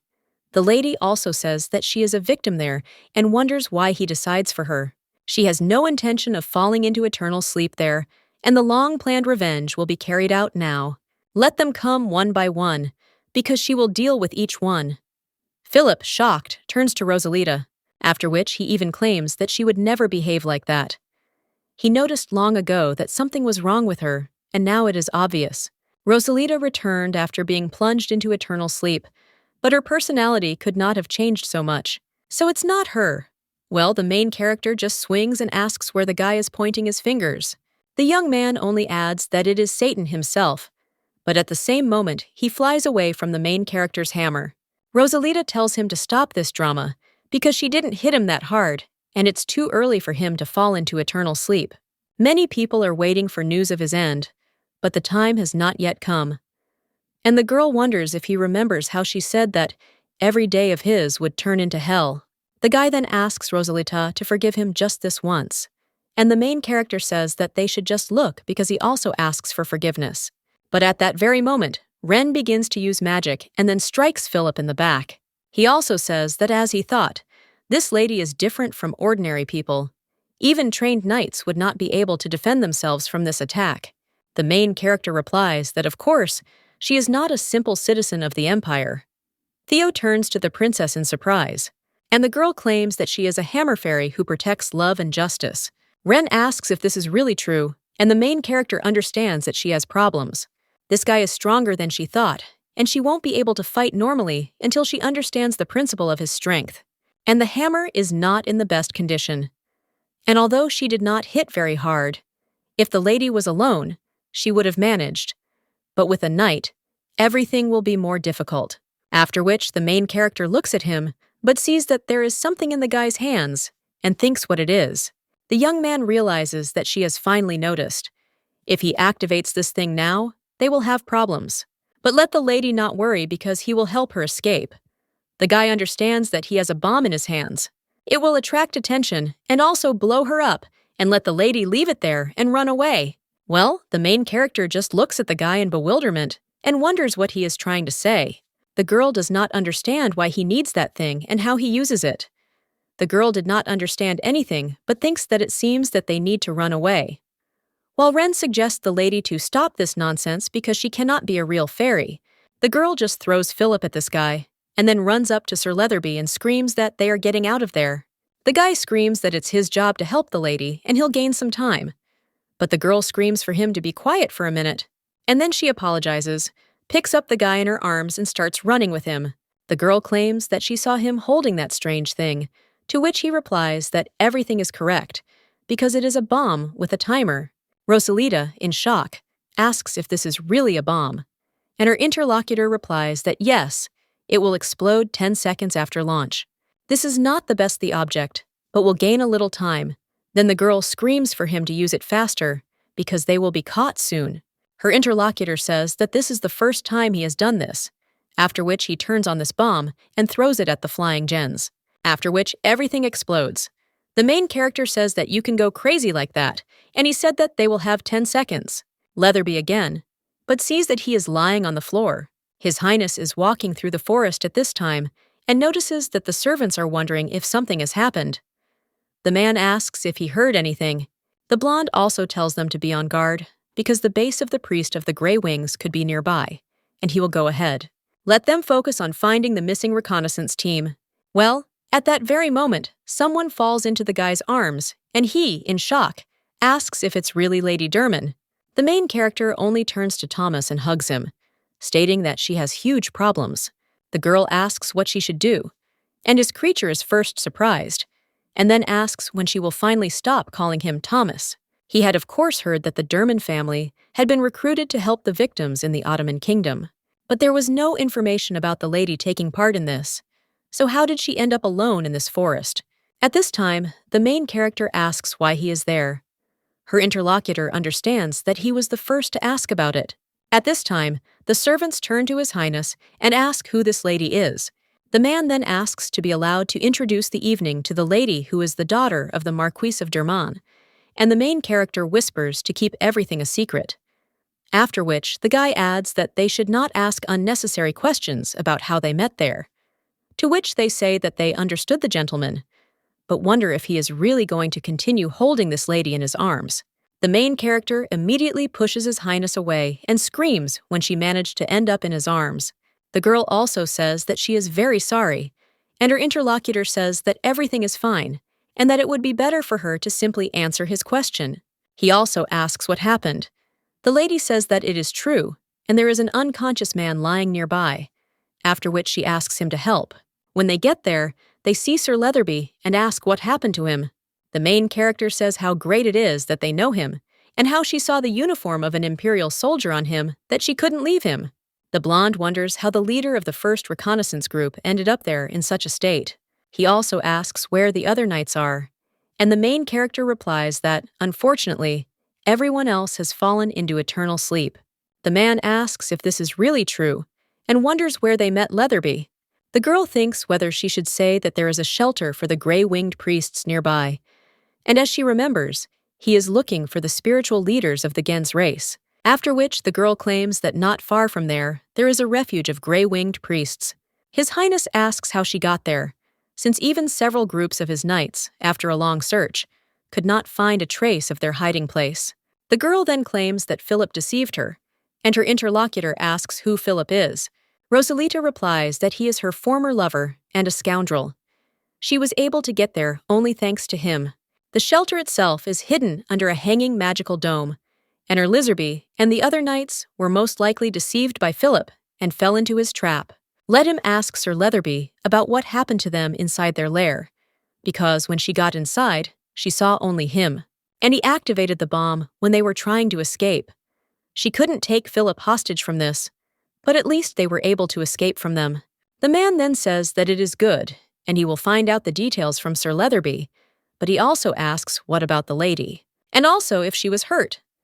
The main character asks if he is worried about her, and her interlocutor replies that he simply would not want her to return wounded.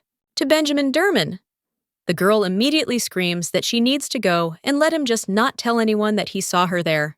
When the girl leaves, the blonde man claims that his name is Fuente. He again could not tell her his real name, after which the servant tells His Highness that Sir Leatherby has now regained consciousness. The man then tells them to follow Lady Derman and make sure she gets to the rescue team safely, to which they agree. His Highness also claims that he will officially introduce himself to her at the next banquet, after which he turns to the knight and says that he is ready to tell him everything in detail.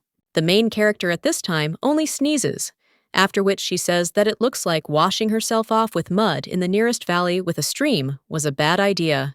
At this time, her brother asks if I am okay. I'm a girl, and she replies that everything is fine. After all, she just caught a little cold from the cold weather, and the lady wonders if he is free yet. The guy tells her not to worry because he has some time to devote to her. And the main character, looking at the face of his secretary, understands that you can't tell from him. Rosalita claims that she is really fine and that she was probably just hit by a cold wind at night. Her interlocutor says that she is fine, and he believes the lady. If she is worried about not finding Philip, she asks him not to dwell on this too much, to which the girl agrees. Benjamin says that if he ever returns to the Ottoman kingdom, then he stops and says that he will try to bring this guy to her as soon as possible while they are there. The main character screams that it is not necessary and understands that only she knows how terrible and vile this person is. Suddenly, Philip will be able to do something to his brother when they meet, and the girl says that she has gone over everything in her head thoroughly, and she realized that now he doesn't bother her at all, and she will no longer dwell on him and waste her emotions, because now she only cares about her happy life with her beloved family. The guy then hugs his sister and says that he is very glad that she thinks so. The main character then says with a smile on her face that he will strangle her like that. But she also understands that perhaps due to a serious wound and a strong explosion, Philip could well have fallen into eternal sleep, so it's a pity that she didn't have time to teach this guy repentance. The lady also thinks what the crown prince could have forgotten there, and her brother says that he has good news for the lady. The main character asks if this is really so, after which her interlocutor claims that at the upcoming banquet dedicated to the 40th anniversary of the emperor's reign, a girl named Leah, whom she liked very much before, will receive the title of Sage. The main character is shocked and asks if he is talking about Leah. The girl understands that this is the Leah that Gens mentioned. Then he said that Rosalita was quite close to her, and since even Benjamin knows about her, then without a doubt it must be that Leah. She is a young but strong genes, and the girl is in a close relationship with Rosalita. And in the future, as they say, she can become a full-fledged dragon. The main character realizes that she did not expect that she would be able to learn more than just information about gens. If the gods find out that a new dragon has appeared, then complete chaos will begin. The lady's brother at this time wonders if she is also surprised that she will be given such a title. After all, it had been about 80 years since anyone had been granted the title of sage. He had heard that even the most principled nobility had fully supported this decision. Benjamin says that since not everyone can be called a sage, it is a very honorable title. So now all the inhabitants of the empire are very excited. Moreover, she is with Leah. But at that very moment, the young man cries out that he is completely forgotten, and the lady no longer remembers Leah. The main character understands that now she needs to find out more about her, after which she tells her brother that this is true, and she wonders if he could tell her more about Leah to avoid an awkward situation when she meets her at the banquet. The lady realizes that she needs to find out for sure whether she is a real dragon or just pretending to be one. If she turns out to be an escaped dragon who was previously sealed under the world tree, what should she do then? But at that very moment, her brother turns to the people and says that it's good, but he himself doesn't know much about her. The first thing to mention is that Leah was not born into a royal family.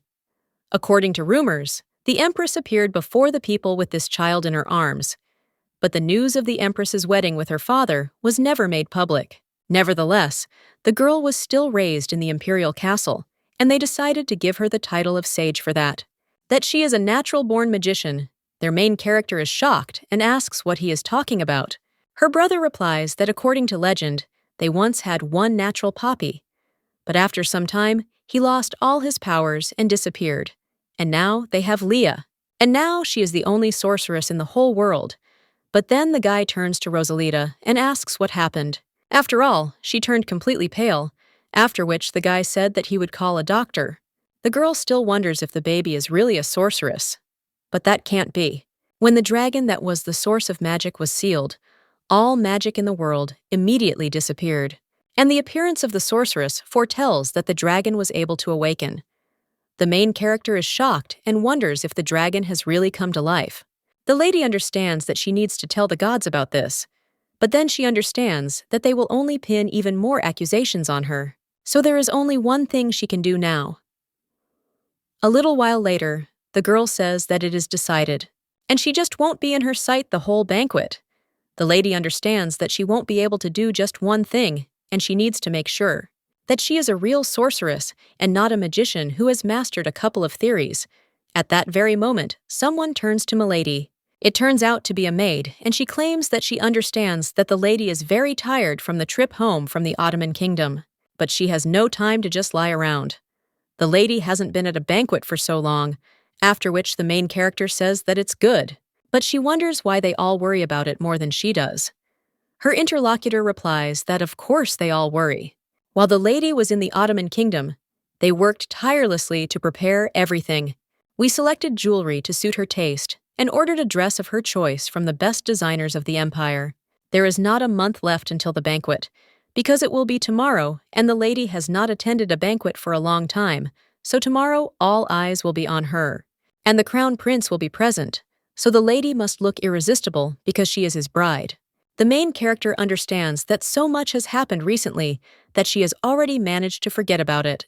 The maid then watches the lady and wonders if she is shy. His Royal Highness is handsome and smart. He may look a little unfriendly, but he is much better than that idiotic and dishonest Philip. So let Milady not worry, because at this banquet she will definitely conquer everyone. A little while later, the Marquess turns to his daughter and asks if she knows how excited her maids were yesterday. The woman claims that even she began to worry when she looked at them. The man says that it is true, and yesterday her mother was on pins and needles. The woman tells the deer to stop talking too much. The lady's brother claims that they haven't attended a banquet for a long time. That's why everyone was waiting for this day, not even taking into account that he is the lady's older brother. But he still thinks that today she is unusually beautiful. The main character tells her brother that this is embarrassing, and the Marquise turns to her daughter and claims that she is truly a beauty today, so let Benjamin not take his eyes off her. The guy tells his mother not to worry, because no one will dare to be rude to their Rosalite again. The main character smiles after that. Someone else asks if the crown prince will be present too, to which the woman replies that yes, and the first and second princes will be present. As is known, their relationship is not the most friendly, but in the end, this is a banquet dedicated to the works of their mother, the Empress. So today, they will be able to see how the two princes and Leah will stand together. The main character says yes, and she really is looking forward to it. At the same moment, someone announces that Marquis Germain enters with his family. At this moment, the little girl turns around, and the maid asks Lady Leah if something is wrong, after which the girl smiles and asks if Rosalita is alive. Well, a little while later, the main character thinks that they should stop. The women claim that Lady Derman is so beautiful today because she rarely attends banquets, and she did not expect to see her there. Someone else approaches Milady and claims that he wants to present her with his family's precious stones, after which he also asks to visit his estate. But the other guy claims that if he doesn't answer, his rubies are much cleaner and brighter. Rosalita asks them to stop again in her mind. All they do is smile and try to have a friendly conversation, so they try to show that they love her. But for some reason, the lady feels uncomfortable. Perhaps it is because of her habit that she cannot be loved for anything. Well, like it or not, you'll have to get used to it. The guy at this time turns to his sister and says that she looks happy. The girl just looks at him menacingly and understands that he promised that he would always be with her. So where was he before that? At the same moment, someone else turns to young Master Benjamin and claims that they also haven't seen him for a long time. One of the ladies claims that she heard he went to the Ottoman Kingdom to conduct diplomatic negotiations, and according to rumors, the Empress herself personally gave him such a decree. He was honored with this great honor to carry out the will of Her Majesty and is not even the head of the family. 8. So it's amazing that the guy then claims that it's all thanks to Her Majesty, and she probably thought that since he was involved in the Derman family's charitable work, he was also suitable for this mission. Another lady claims that the Derman family's charitable activities are well known throughout the empire and beyond, but he is also very talented. She also heard that when the gentleman was studying at the academy, he was its best student for all 4 years. The woman asks if this is really so, and her interlocutor replies that yes, and moreover, during the debates, even the strictest teachers did not dare to object to his report. The guy answers that it is true because the beauty of trigonometry is capable of impressing anyone, after which they ask what he is talking about. And the young man claims that trigonometry as a science originated in ancient astronomy. Since astrologers could not measure the distance between stars using the usual method, they used blueprints and a ruler to draw distances from star to star, constructing angles and figures. So isn't it romantic that science was born from the stars? The lady then claims that she just remembered that a relative was supposed to come to visit her, and she would be away for a short while. The main character then asks what happened and where everyone went. The guy claims that it seemed to him that this crowd was causing her problems, after which he wonders if he was too hasty in drawing conclusions about the main characters. But they don't answer that no, and he did an excellent job. But it was necessary to do it this way from the very beginning, after which the guy with a smile on his face says that then she wouldn't have had so much fun. Rosalita claims that she was just surviving in this crowd, thinking that she should endure it. Benjamin says that Rosalita really did well with it, but at the same time the lady hides behind him. The guy says that the banquet has already begun, and asks if Rosalita sees the man on the platform. The girl asks where the guy is, and he replies that it is the one who is upstairs, and is now giving a speech. This is Duke Bernard Vermino, also the imperial secretary. Most often, he is simply called Lord Bernard. This man is the husband of the Empress, and also the imperial secretary. The main character asks if his name isn't Duke, and the guy replies that yes, and she was right. This man is the younger brother of Harold Vermino, the current head of the Vermino family. Because he became the husband of the Empress, he was granted the title of Duke, and now this title is tied to 2 people. The main character realizes that he is the younger brother of Maria's father, and then wonders who the little boy next to him is. The man replies that he is the second prince named Miles. Benjamin claims that he is still quite young. His interlocutor replies that it is true, but he had previously told her that her fiancé was the crown prince. The guy replies that he couldn't tell her then, but this engagement was planned only to keep the Vermino family in check. Too many people are pinning their hopes on him than one might think, and groups have already formed around the prince, pursuing their own goals. The main character asks, "What about the first prince then?" After which the guy says that just a minute, and whispers in the lady's ear that, having taken the place of the sole ruler, after some time, the empress unexpectedly for everyone advertised her first crown prince. No one knows who his father is. Since he was undoubtedly born of the empress, no one dared to even think that he was not of noble blood. However, there are people who want to make a big deal out of it. If his engagement is successful, he will be able to completely oppose the prince who was born in marriage when he himself is recognized as a prince only through his mother's side. And then, if it can be called a marriage of convenience without love. Getting close to the royal family is of course an honor for their family, but he hopes that Rosalita will still be able to marry for love. The main character repeats these words. But when she wants to say something else, someone announces that the empress of their empire is coming out. The main character turns around and sees an empress named Ovena. The woman raises her glass and says that she will make a toast in the name of the prosperity of their empire. Let them also greet the only sorceress and sage of their empire. Benjamin turns to his sister and says that Leah will soon come in, after which the door to the room opens. Their servants report that the sorceress of the empire has arrived. She is the only sorceress of the Rundle Empire named Leah. At this time, the girl turns her attention to the main character and asks if Rosalita is really there. But she also says that Ren told her that she had fallen into an eternal sleep. At the same moment, someone else turns to Lady Leah and asks how she can be so charming.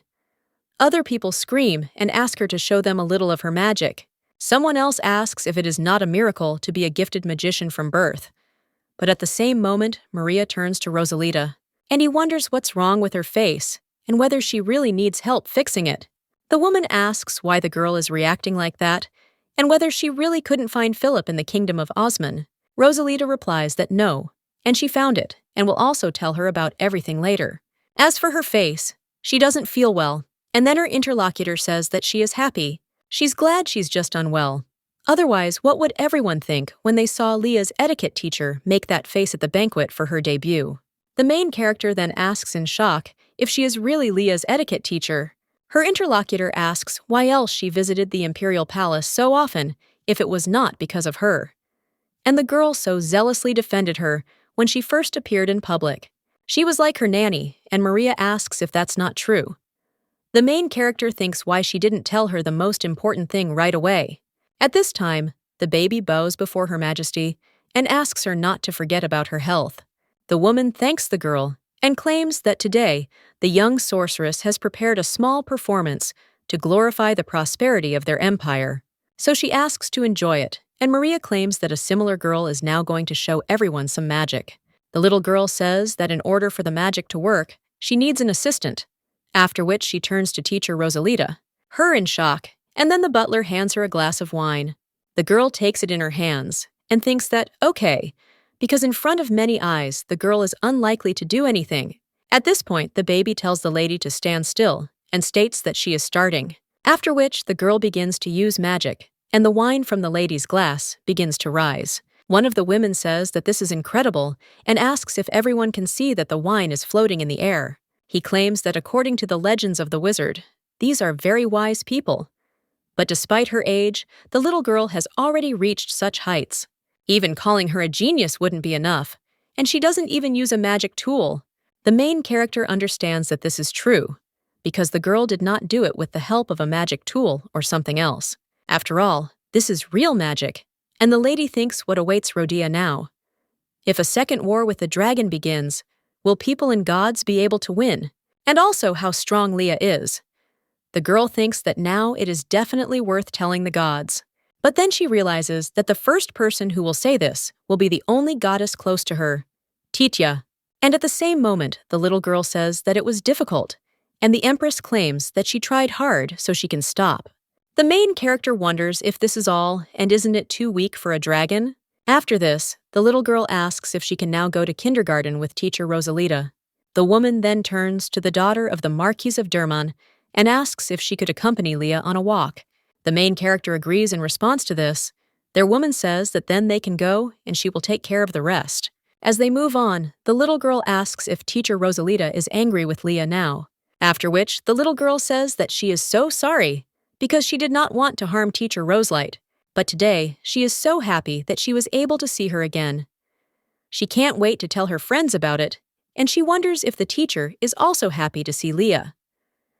The main character understands that the atmosphere around the girl has changed a lot.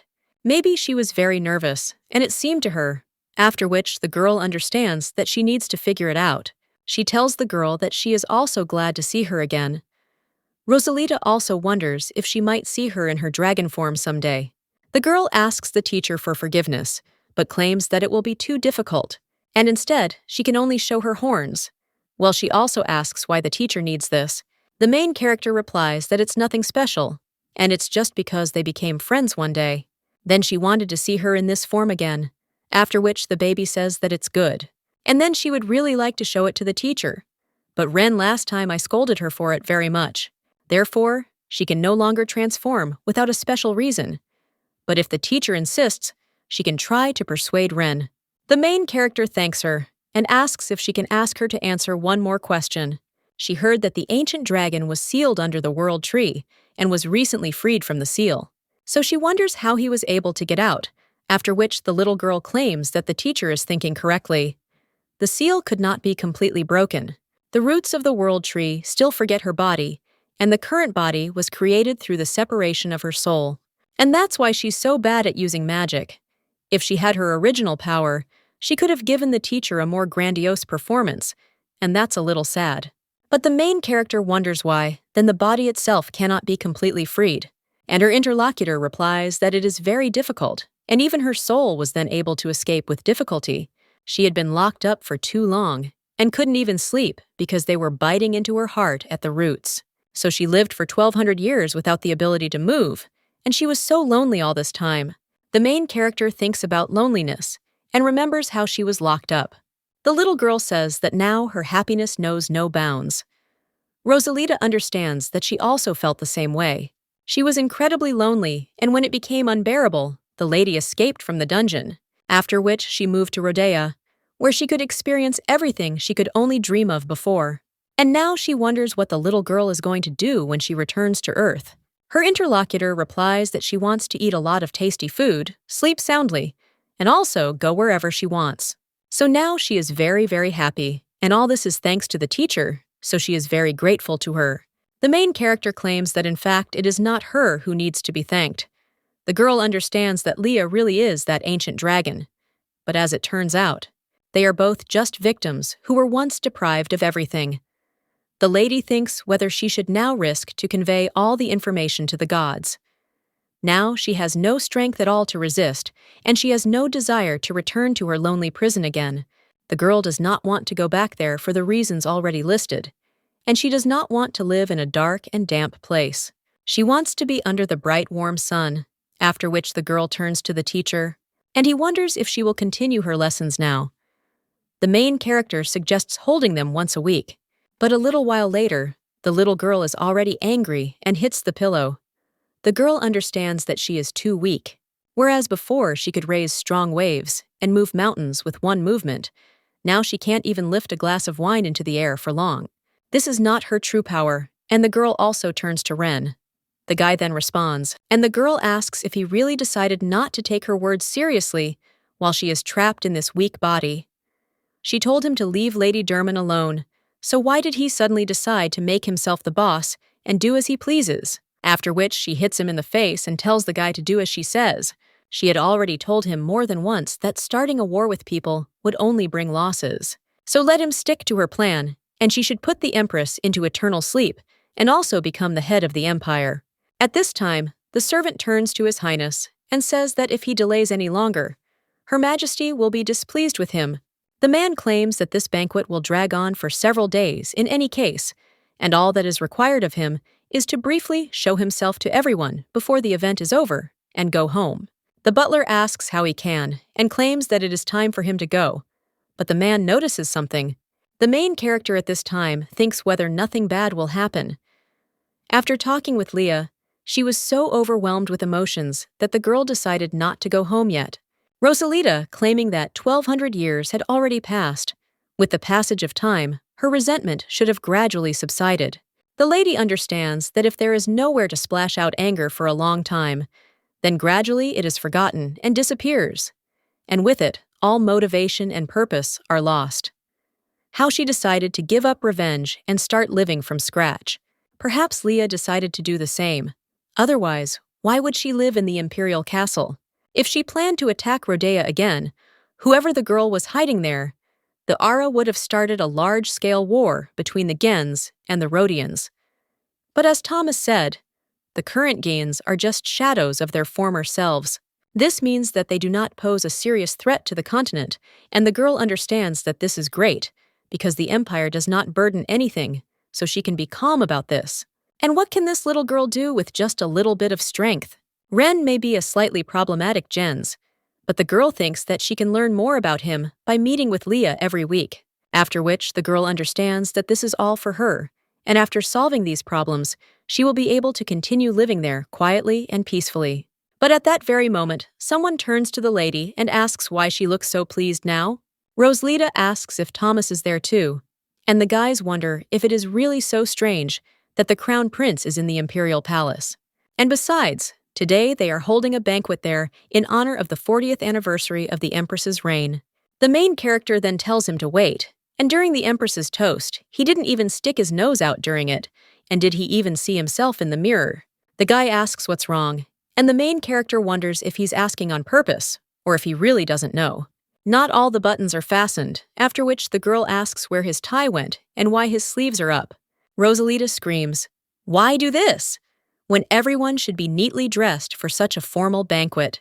The guy wonders if the lady really thinks so, but when all the nobility gets drunk, they all won't care what he's wearing. And he also wonders how long people are going to continue calling him Thomas, and doesn't she know who he is? The main character realizes that he has come close and screams that he is a prince. The guy replies that he is Fuente, so let the lady forget about Thomas and call him by his name. There is no point in hiding him from her anymore. The day of their engagement is not far off. But how can it be serious when the lady doesn't even know his real name? Although it may be that the young lady really doesn't take her seriously, since not long ago she traveled such a long way to the Ottoman kingdom just to meet her former lover. The main character screams at him to wait a minute and claims that His Highness misunderstood, because she didn't look for him only because of her still living feelings for him. Then the guy asks why, and when the main character starts talking, for what reason she suddenly stops. Her interlocutor asks if she really said the word two, and the main character replies that it was in order to break his 2 legs. After the girl said these words out loud, the realization came to her of how wrong it was to talk about this to the young lady. The main character says that she wanted revenge, and when her interlocutor starts laughing, the girl asks why she is doing all this. His Highness claims that the young lady already has too many suitors for her revenge, but the main character wonders if the prince has a lot of time now. If so, then he better hurry. At that very moment, someone cries out to His Highness the Prince and asks what he is digging around there. He was instructed to wait for him at the entrance with this mantle, but he never deigned to appear. At that moment, the guy notices Lady Derman. He claims that he is so grateful to her for that incident. If it were not for her help, he would not be standing there alive and well. The main character replies that she would not have been able to escape from them without the help of Lord Leatherby. But her interlocutor claims that it is all thanks to the lady, and as a thank you, he can only praise her feet in front of his loved ones. He was afraid that he would have a terrible time there doing burdensome work, but he could not even imagine that it was there that he would be able to meet her again. It was all the machinations of fate and nothing else, and if so, he should take advantage of this opportunity. Well, at that very moment, His Highness stopped the guy and asked if he hadn't been looking for him. So where was he going to go with the lady? To which he replies that of course to the Derman family mansion. After which he asks what is wrong with the gentleman today. The knight claims that the lady is his savior and nothing more. She didn't run away, but met the danger face to face, and he saw it with his own eyes. The main character understands that Philip was trying to recruit her into his sect of gray-winged priests, even while being among the undead bodies, and this is after everything he did to her. And this knight was the only survivor who could see the Jeans' faces. But the knight was not simple, and he used a dangerous explosive device, after which they escaped. The main character asks them to calm down for a minute, after which she claims that she wants to talk to Lord Leatherby alone, which makes him happy. He says of course and asks if the lady invites him to her mansion, but the girl replies no and suggests they talk right there. At the same moment, someone else grabs Lord Leatherby by the clothes and asks him, how can he show such disrespect to a lady? The guy asks if a human is really telling him this, who had never paid attention to this before, after which His Highness becomes angry. The guy bows and claims that he really was in the group, and therefore asks for forgiveness from the young lady. He also claims that he will tell His Highness everything in detail after the banquet, but he must go there before it is too late. The man says that he understands, and then the young lady goes with him, after which the main characters say that it is okay, because she was planning to return to the hall anyway. Then they head there, and the girl realizes that even though she agreed, how could she have known that they would go like this? Rosalita wonders if everything will be okay if His Highness and she enter the hall together.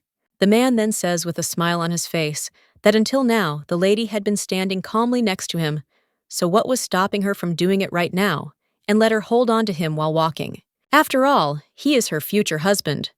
At that moment, someone announces that His Royal Highness Crown Prince Fuente and Lady Rosalita Derman are entering.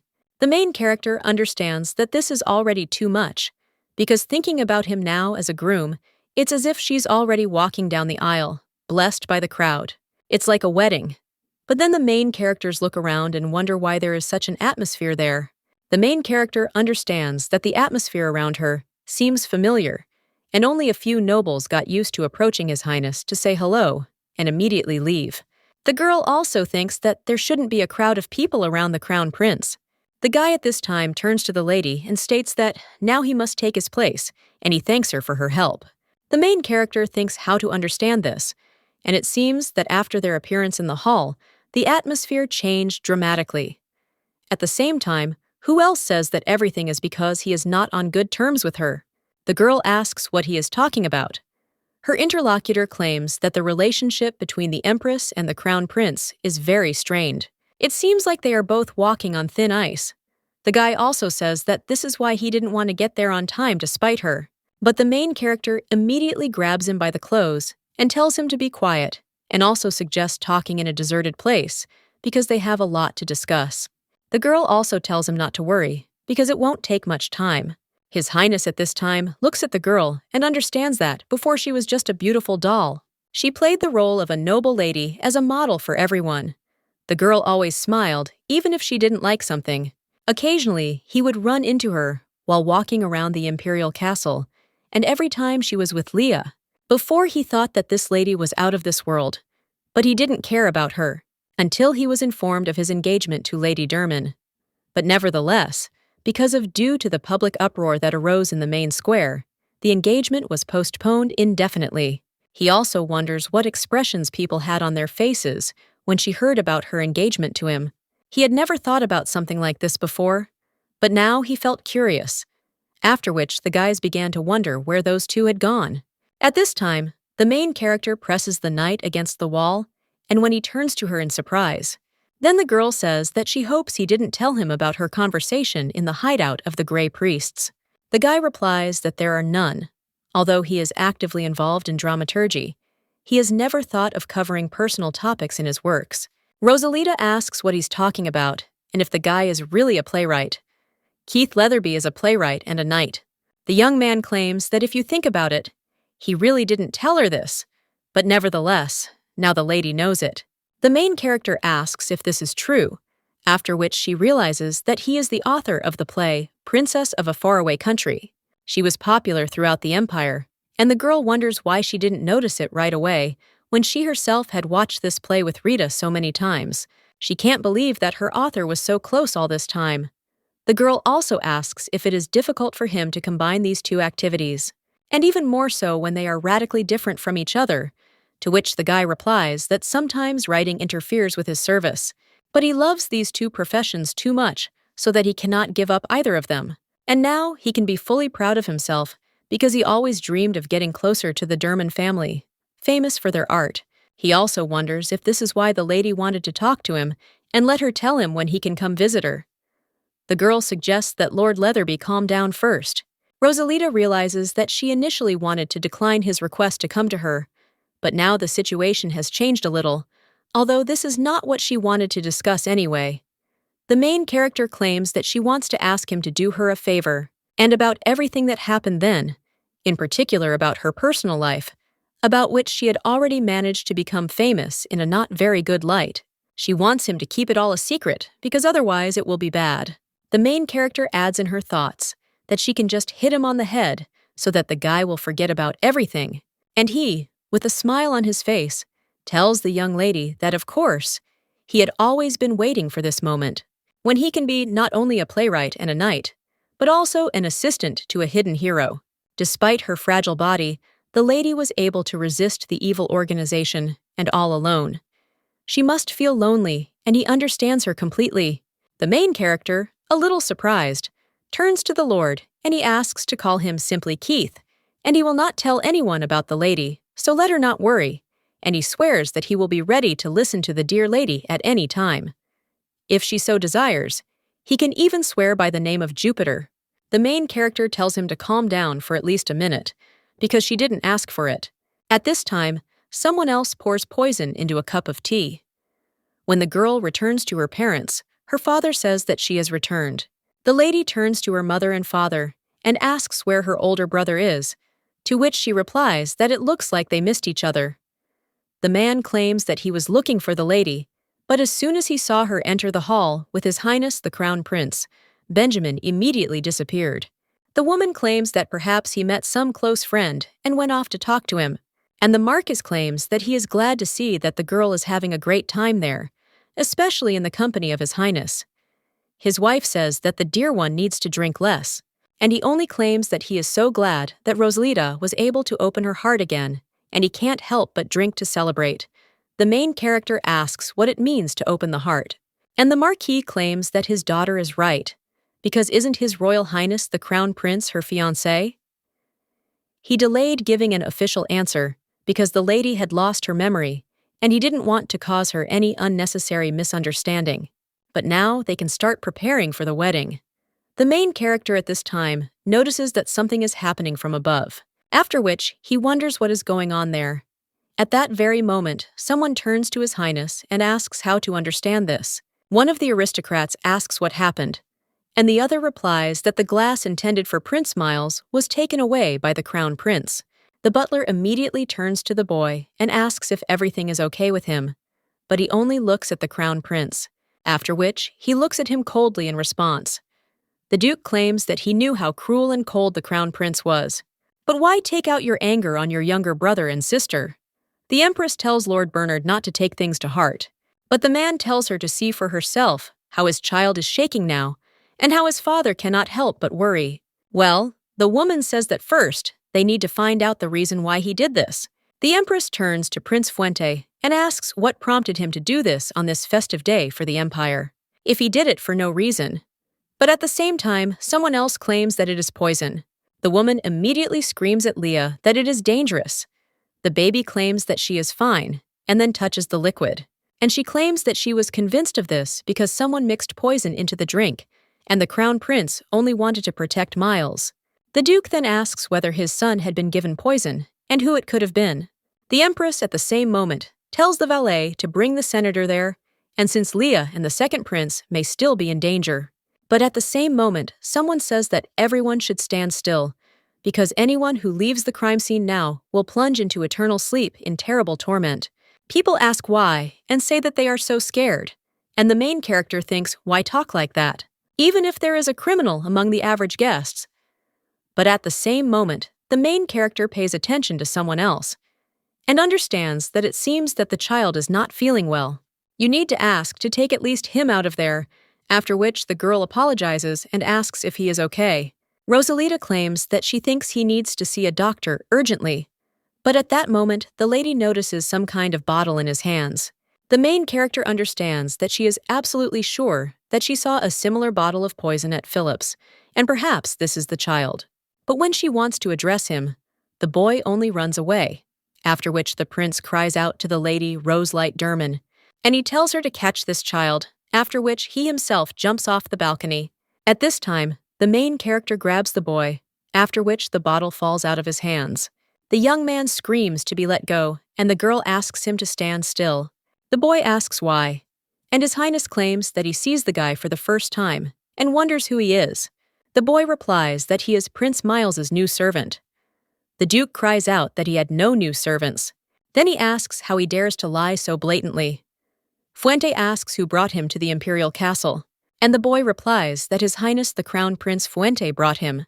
The main character asks what he said, and whether the Crown Prince really brought him.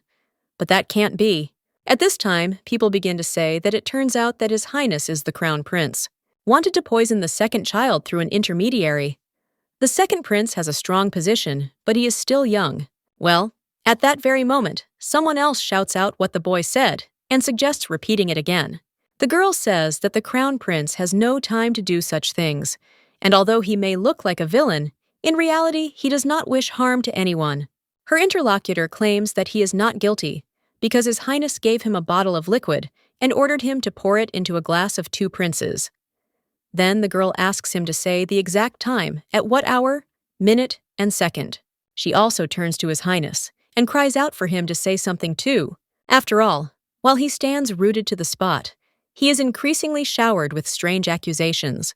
Well, when a man wants to say something, the Empress says that's enough. She also claims that this child will be handed over to an imperial investigator to clarify the situation. The blonde claims that the Duke behaved suspiciously calmly while they tried to poison his son right in front of his eyes. And he thinks that he already guesses the real state of affairs. But did Her Majesty not suspect anything? Or she's just pretending not to know anything? The Duke immediately screams that it's a conspiracy and asks how he dares to say that he was involved in poisoning his son. But the blonde asks if he hasn't been suspected of similar things before.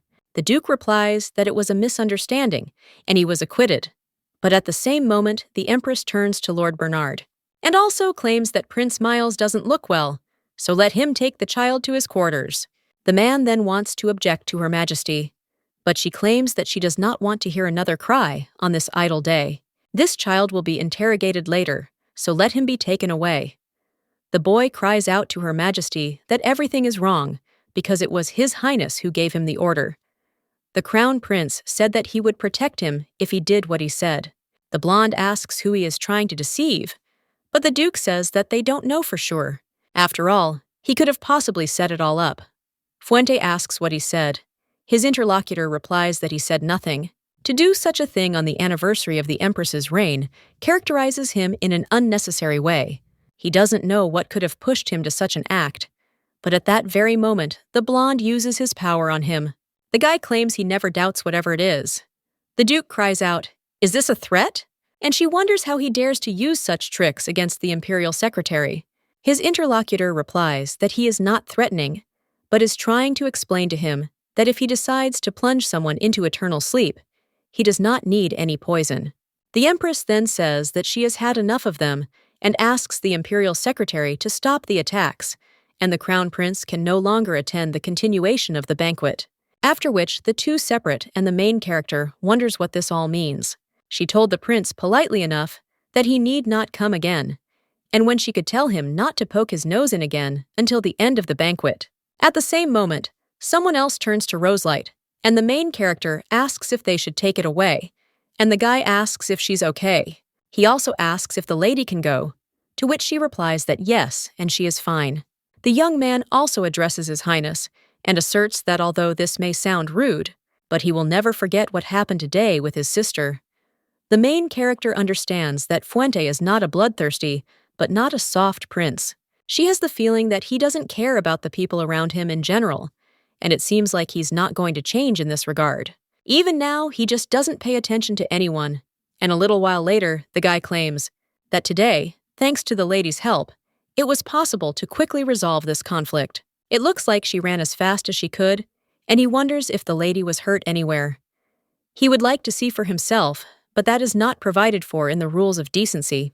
Before leaving, the latter approaches the imperial advisor, and the main character doesn't even know what to answer.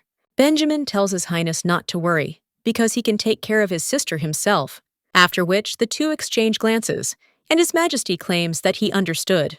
Benjamin turns to his sister and asks if everything is really okay, to which the girl replies that yes, and she is okay. The lady also understands that she was only a little surprised. At this time, one of the women asks if the others saw, because the prince asked about the lady's well-being. And does he really become different when he talks to people who are important to him? Rosalita realizes that it really does seem like this was unusual behavior for him. The lady also wonders what he is thinking about. A little while later, clouds gather outside and a thunderstorm begins. At this time, one of the guys turns to his father and asks if he is okay, because he heard a rumble. The man claims that it finally appeared there. For the first time in 200 years, the sign of the god Fulgor appeared, and the guy asks if this is really a drawing. And his interlocutor interrupts him and replies that yes, this is a drawing of a young tree branch. Bip looks out from under the blanket. Where after me, someone holds him upside down. The main character wonders if a heavenly message appeared in the temple of the god Fulgor. Her interlocutor answers that it is true, because after 1200 years, a divine message came down to them. Everyone just went crazy from this news, though there are both believers and skeptics. Rosalita asks what she is talking about. The maid claims that according to ancient chronicles, the gods gave a message in the form of God's voice. But now this message has appeared in the form of a drawing, and someone says that this is a show arranged by some impudent person. And whether there was actually an image of a young branch there or not, no one knows. Everyone has a different opinion on this matter. The main character says that this is how she understands that this is one of the prohibitions that befell all the gods of Rita after the war with the dragon, and from that moment, it was impossible to give a message with the voice of God. This is probably why the message appeared at least in the form of an image, and it is also connected to her. The girl understands that someone from Rita must be looking for her now. Lately, the girl has been so busy with other things and almost completely forgot that she is still a fugitive. At this time, the maid turns to the mistress and asks if this doll is not simple, because in appearance, it seemed hard to her. But in fact, it is soft. The lady got it from Bright, and the girl replies that you can't buy one like that anywhere. The maid, noticing the lady's condition, asks if she has something it hurts, and the main characters don't answer that it doesn't. She's just in a bad mood, and the maid then asks if she could help him out of trouble. A little while later, the main character stands around the corner and asks the maid what they are doing. The girl just asks if this night isn't cool, and Rosalita wonders if she took advantage of it. But she also asks since when she likes Charles. She didn't know about it, and the girl asks how she could not notice something so obvious. The maid claims that she herself only recently realized this, and in one moment, she suddenly became interested in what he was doing, what he liked, and what he didn't like, and she involuntarily looked for him with her eyes. After which the maid claims that she really loves him, and thanks to all this, she understood this thing. The main character understands that this look can only truly be seen in a person in love. Rosalita says that her mood has definitely improved. The maid asks if this is true. And Rosalita, she thinks that it's okay, because anyway, they don't know what body she's hiding in, and usually everyone in her place would choose to move into an unborn child. Will it be difficult to find her? After which the girl claims that it is her turn to help Chloe. Her interlocutor asks how, and the girl is interested in how best to call it. After which he claims that this love operation is for Chloe. A little while later, the maid asks, why did the lady decide to help her in such a state? Rosalita replies that it is better to look at it up close, and she just needs to let off some steam. But a little while later, the knight asks if the lady really insists on this, and they won't use real swords, only blunt objects. Rosalita says she likes it, and she thinks the guy is looking forward to it. Her interlocutor says that if Lady Togo wants it, he will do it, but in the end, he cannot swing the ball at the lady. The maid says that this is true, and that if the mistress gets hurt, but the main character at the same moment asks what she is saying. Rosalita immediately orders the guy to take his sword because she wants it to look like a real training session, and he is a knight after all, and can always stop at the right moment. The girl also asks what is it and whether he is not sure of himself. Her interlocutor then says that since he is a knight of the Durman family, he must control himself and not lose his composure in any situation. So he swears there now that no matter what happens, he will not harm the lady. The main character says, "What kind of attitude is this?" And she wants to know how tightly he holds his ball, so let him attack with all his might. The man understands that in fact, he is not very experienced in fighting, since he has never competed with anyone. To offer something, but the main character only hits him, which makes the guy's hand shake, and the lady asks if she's strong enough to attack. The knight then asks where milady learned to fight like that. A little while later, the main character asks him how he is. After all, she won. The knight turns to the lady in surprise and asks what the hell was going on. He's been holding the ball since he was a kid, but hasn't been able to polish a single one of her hits. After this, Rosalita understands that I should have calculated my strength, after which the girl says that this is what was meant, and she was told that sometimes when a person returns from the other world, he may have unusual abilities. The guy asks if this is really so, and the main character replies that yes, and tells Chloe to bring her something to sing, to which the maid agrees. She hands the miss some water, and then also gives a towel to the knight, and he thanks her. The girl understands that this is great, because in the end her operation was successful, but at the same moment, someone else turns to the miss and says that a letter has arrived addressed to her, from His Royal Highness, the Crown Prince, and Lord Leatherby. The main character asks if there is a letter from the Crown Prince. A little while later, the girl is already sitting next to her relatives and wondering what's wrong with the atmosphere there. Benjamin asks what is the purpose of His Highness the Crown Prince's visit, since the content of the letter looks more like a notification. The Marquis claims that he himself did not expect to meet him so soon, and was afraid that Rosalita may be tired of waiting. He asked the prince not to delay with a personal visit to them, but he couldn't even imagine that he would arrive the very next day. The main characters at this time do not listen to them and enjoy the food, but when her brother turns coldly to her father's credit, he asks who she has been waiting for. Her mother claims that of course it was the Crown Prince, because the girl accompanied him to the banquet, and they looked like a wonderful couple. Benjamin turns to his mom and dad and asks if they thought he was against it. The first prince has a bad reputation and caused a commotion at the banquet. He even decided to take extreme measures through the law, and what is most important is whether they saw how he treated Rosalita. Oh, the guy claims that he also does not cancel his merits, and he excels in studying diplomacy, finances, and in preparation for managing the empire. But despite this, he is only good at his calculations, because in fact the guy looks down on many. Therefore, he doubts that with a man like him, the empire will prosper in the future. And what worries him most is that if someone like him marries Rosalita, this could make her unhappy. And they want to tell Benjamin not to worry. After all, His Highness is definitely a good person. It's just that now he's been saddled with a lot of work. He also wonders if the boy remembers how smiling and attentive he was to others when he was very young. But Benjamin asks if not everyone was like that as a child. The woman says that, for example, the boy was not like that.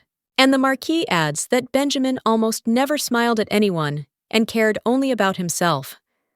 The guy then asks his father if they were just talking about something a little off.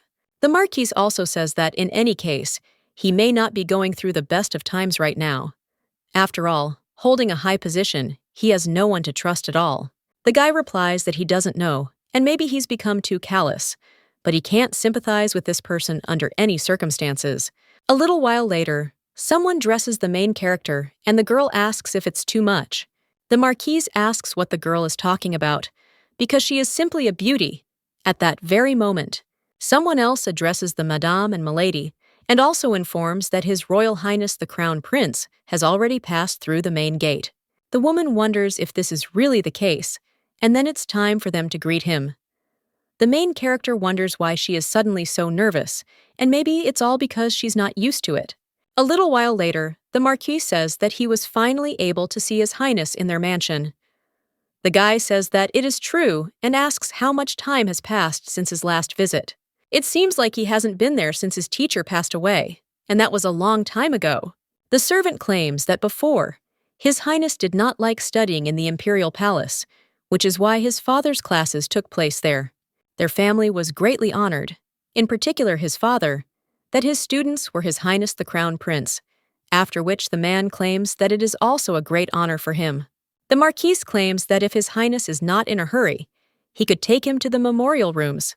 But at that very moment, the butler turns to His Highness the Crown Prince and the Marquis, and also informs that a lady is entering. Rosalita. The man immediately gets up and says that the girl has arrived, after which the ladies enter the room, but she just awkwardly looks away. The Crown Prince at this time thanks the Marquis for agreeing to fulfill his sudden request. His interlocutor claims that there were no difficulties in this, and thanks the prince for his concern for them, Rosalita. After which, the man also turns to his son and says that now they must leave them for a while. But when the boy doesn't budge, his father turns to him with a little surprise. The Marquis also says that today the guy is a little out of sorts, but now His Highness can talk calmly. The blonde then turns to the lady and says that her brother doesn't seem to like him. The girl asks if he looks like the kind of person who might be concerned about her brother, and her interlocutor claims that maybe the lady should be more hospitable towards him, and yet there may not be such an influential person as her husband. The main character then asks why he decided to come there today, and if it was something urgent. Her interlocutor claims that yes, and it is urgent. Very soon the lady will receive another letter from the royal family on the topic of engagement, and he intends to get a positive answer from her.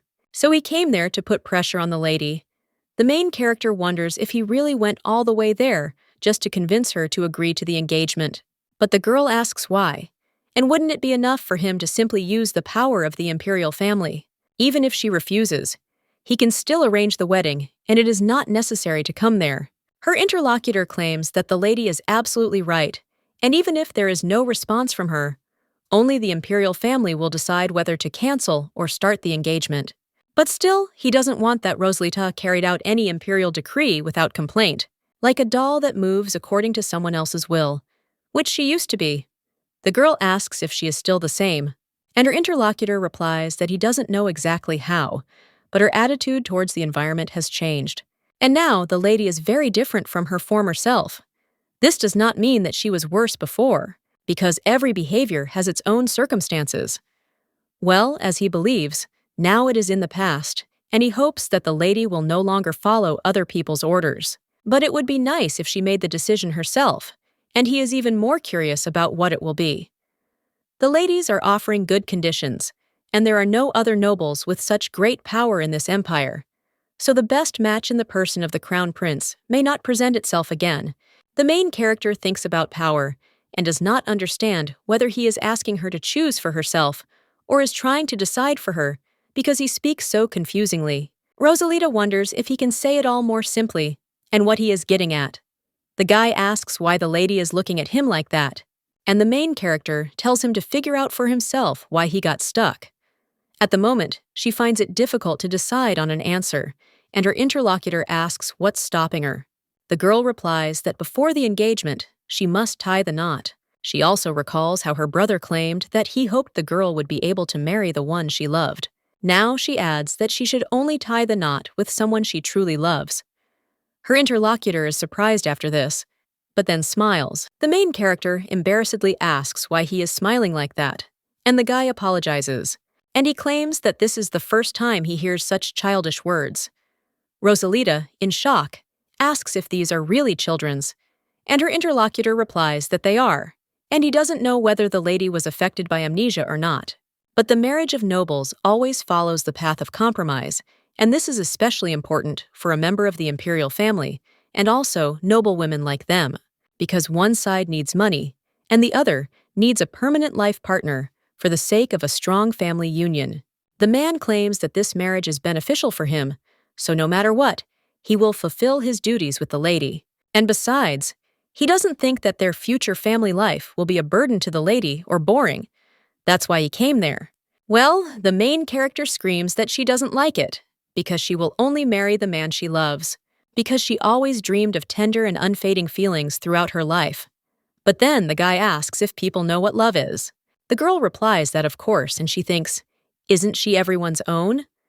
After all, love is when a person always feels good with their chosen one, and when just looking at him, you want to smile, and you're also sure that with him, You will overcome any difficulties. Chloe said that this is how she understands love. But in her opinion, love is rice. The main character asks if he ate today and if he is hungry.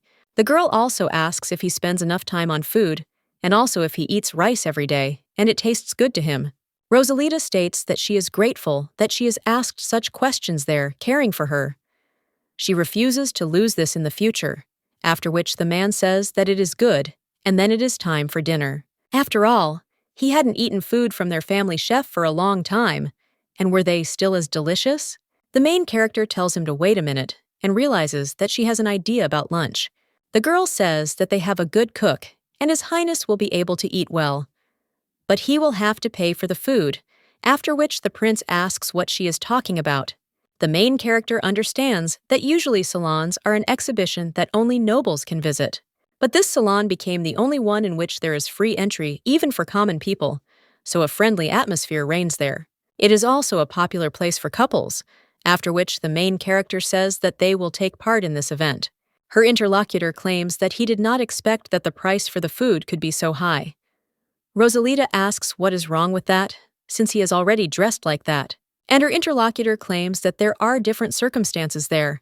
The main character says that it suits him and that he shouldn't worry, because now they need to focus on strengthening the love affair between the two lovers.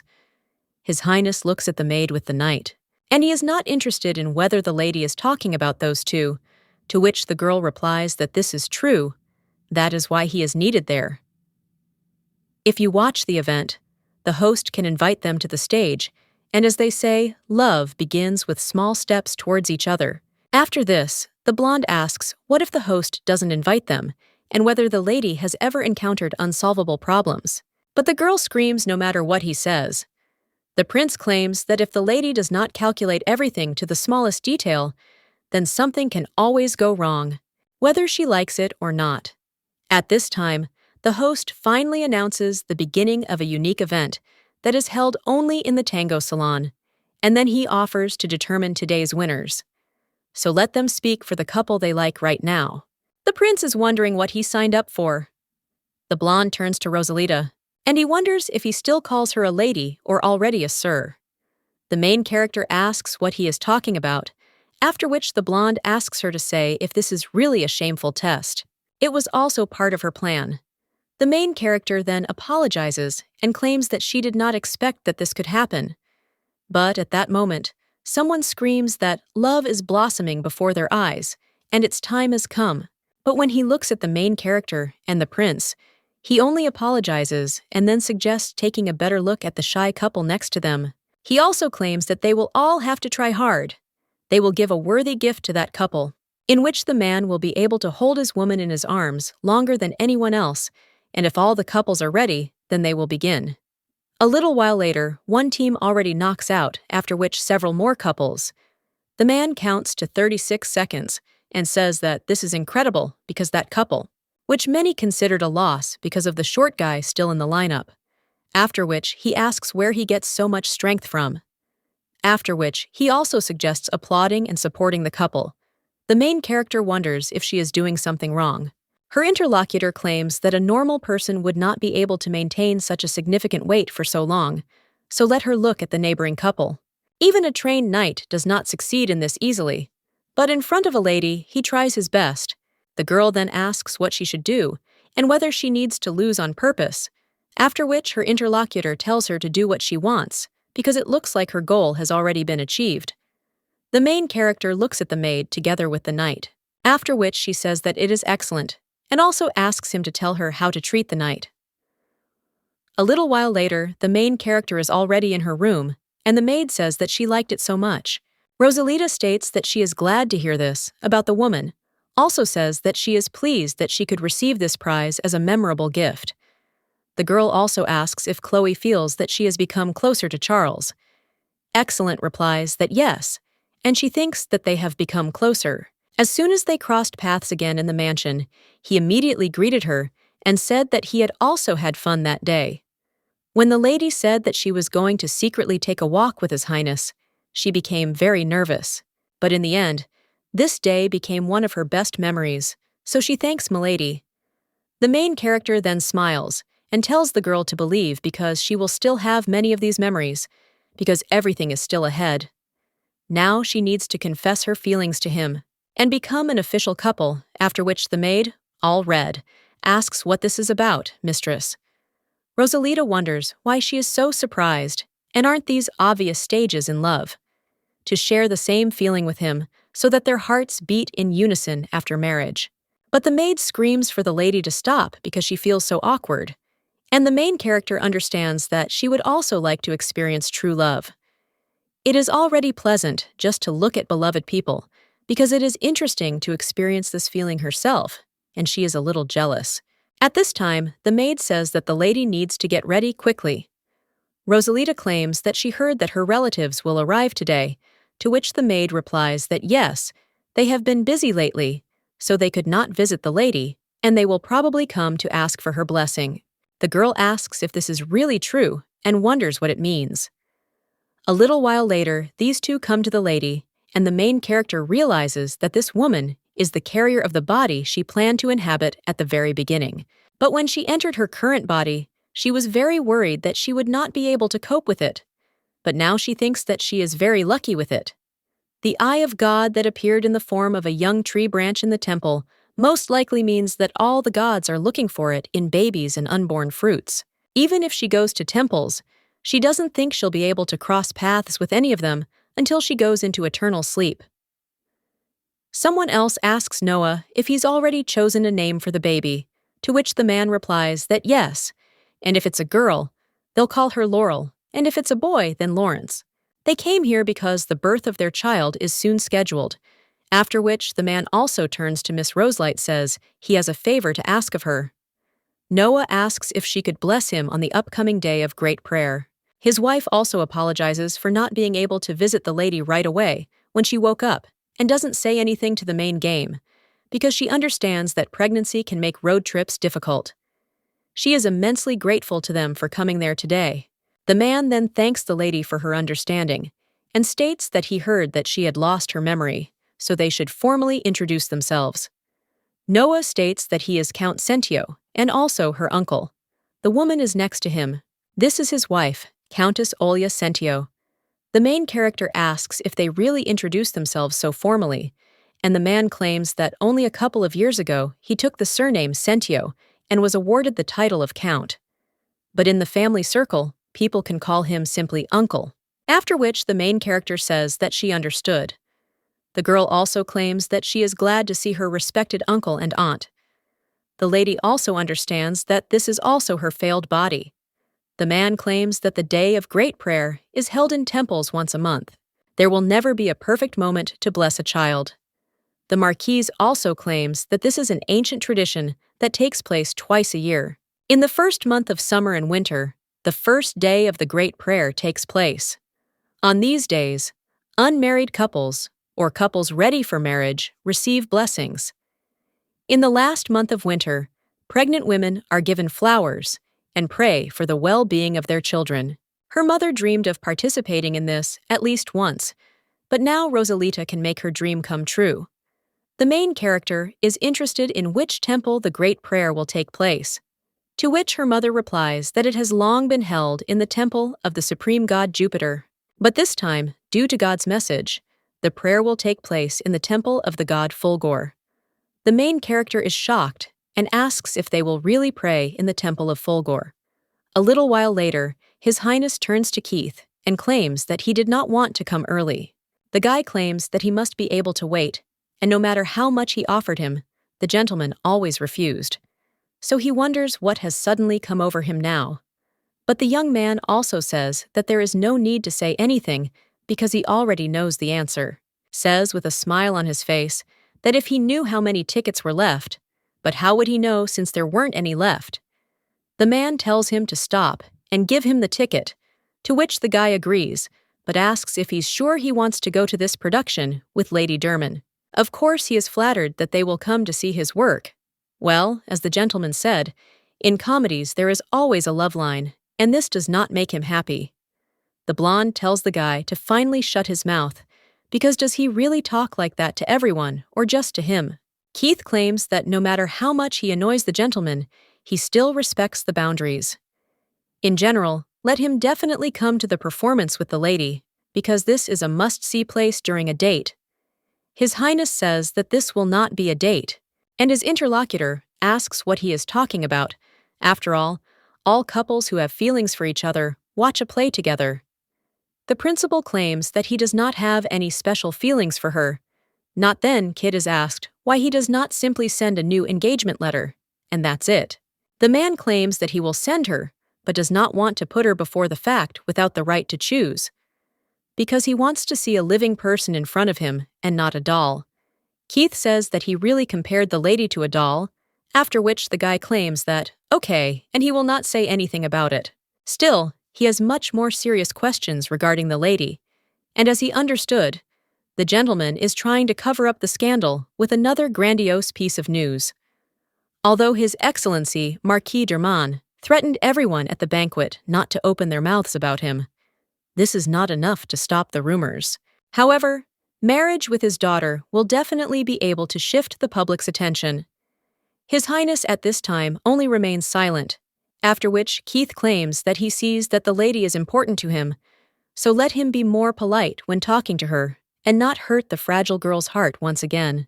The man asks if he is talking about a fragile heart, and if he is not doing something that might please a young lady. And he is quite polite.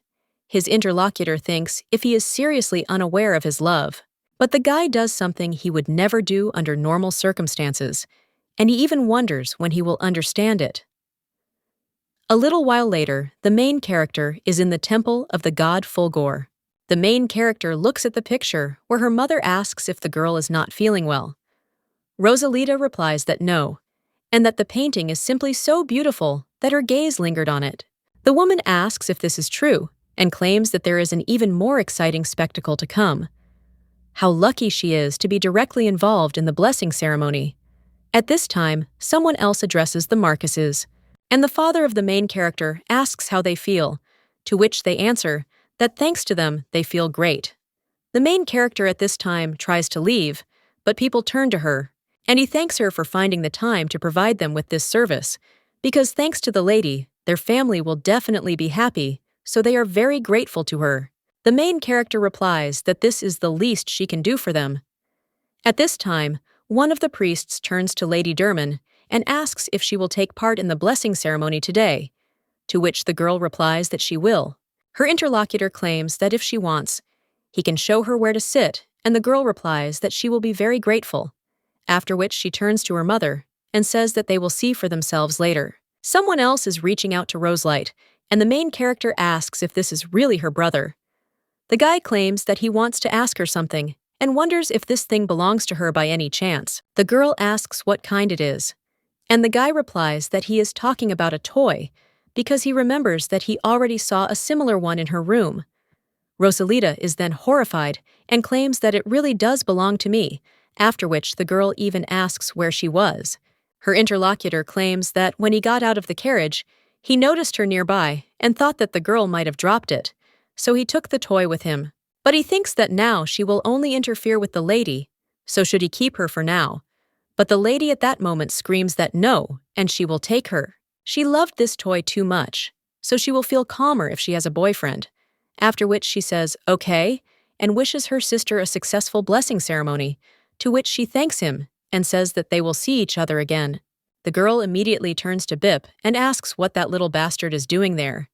But when he makes a couple of sounds, the girl asks if he's really tired of her always going out to have fun alone. The lady also asks what kind of words these are, and did she teach her this? Bip claims that she betrayed Rice, and the main character wonders if he has really gone crazy. The girl also wonders what is wrong with them. Is he really having a growth spurt? Beep. This is a creature created by her divine power, so if it is noticed, she may have problems. Before the ceremony begins, you need to find a place to hide it. But at that moment, someone else notices something. He wonders what it was. A little while later, the girl asks that the child who came into this world by God's will be protected, and let their child be born safely and also burn peacefully. Let him be kind and handsome, with a sharp mind and good physical data, and most importantly, let him be the best child for them, who cannot be disliked. At this time, someone else addresses the high priest, and he answers Mikhail that the ritual is still ongoing, so let him be calm. The guy answers that he is calm, but that is not the main thing. He also asks the high priest if he felt something strange in the temple, since he had previously experienced the presence of a strange divine power. But at the same moment, someone else hits Mikhail and asks what kind of disrespect to the high priest is this. After which, he tells this bastard to stay outside until the ceremony's over, and the guy leaves. But when he heads down the corridor, he notices something else strange. The main character realizes a little while later that the blessing ceremony is over, and it doesn't seem like the priests suspected anything. Lie down and realize that she hid Bip in a hurry, but hopes that this place turned out to be good, and no one saw him. However, when the lady goes around the corner, she realizes that she hid Bip poorly and he was discovered. After this, the main character thinks that she will go crazy. A little while later, the priest walks through the yard and says that it is strange because it seemed to him that he felt the divine power emanating from this toy, but now he feels nothing. At the same moment, the main character screams at this guy, and he asks where the female voice came from in the forbidden zone of the servants of God. The girl takes her toy and apologizes, but claims it is hers. The man claims that the toy was just lying behind a column, and the girl replies that she dropped it. Her interlocutor asks if it was she who had previously participated in the blessing ceremony, and the girl replies that it had already ended, after which the man claims that he remembered, and the lady is the daughter of the Marquis of Derman, but he sees her for the first time. The guy claims that his name is Michael Campbell. He is a disciple of the high priest, after which the guy claims that he hopes the lady will remember. He also says that he sees the daughter of a noble family in person for the first time, and asks if he can have her autograph.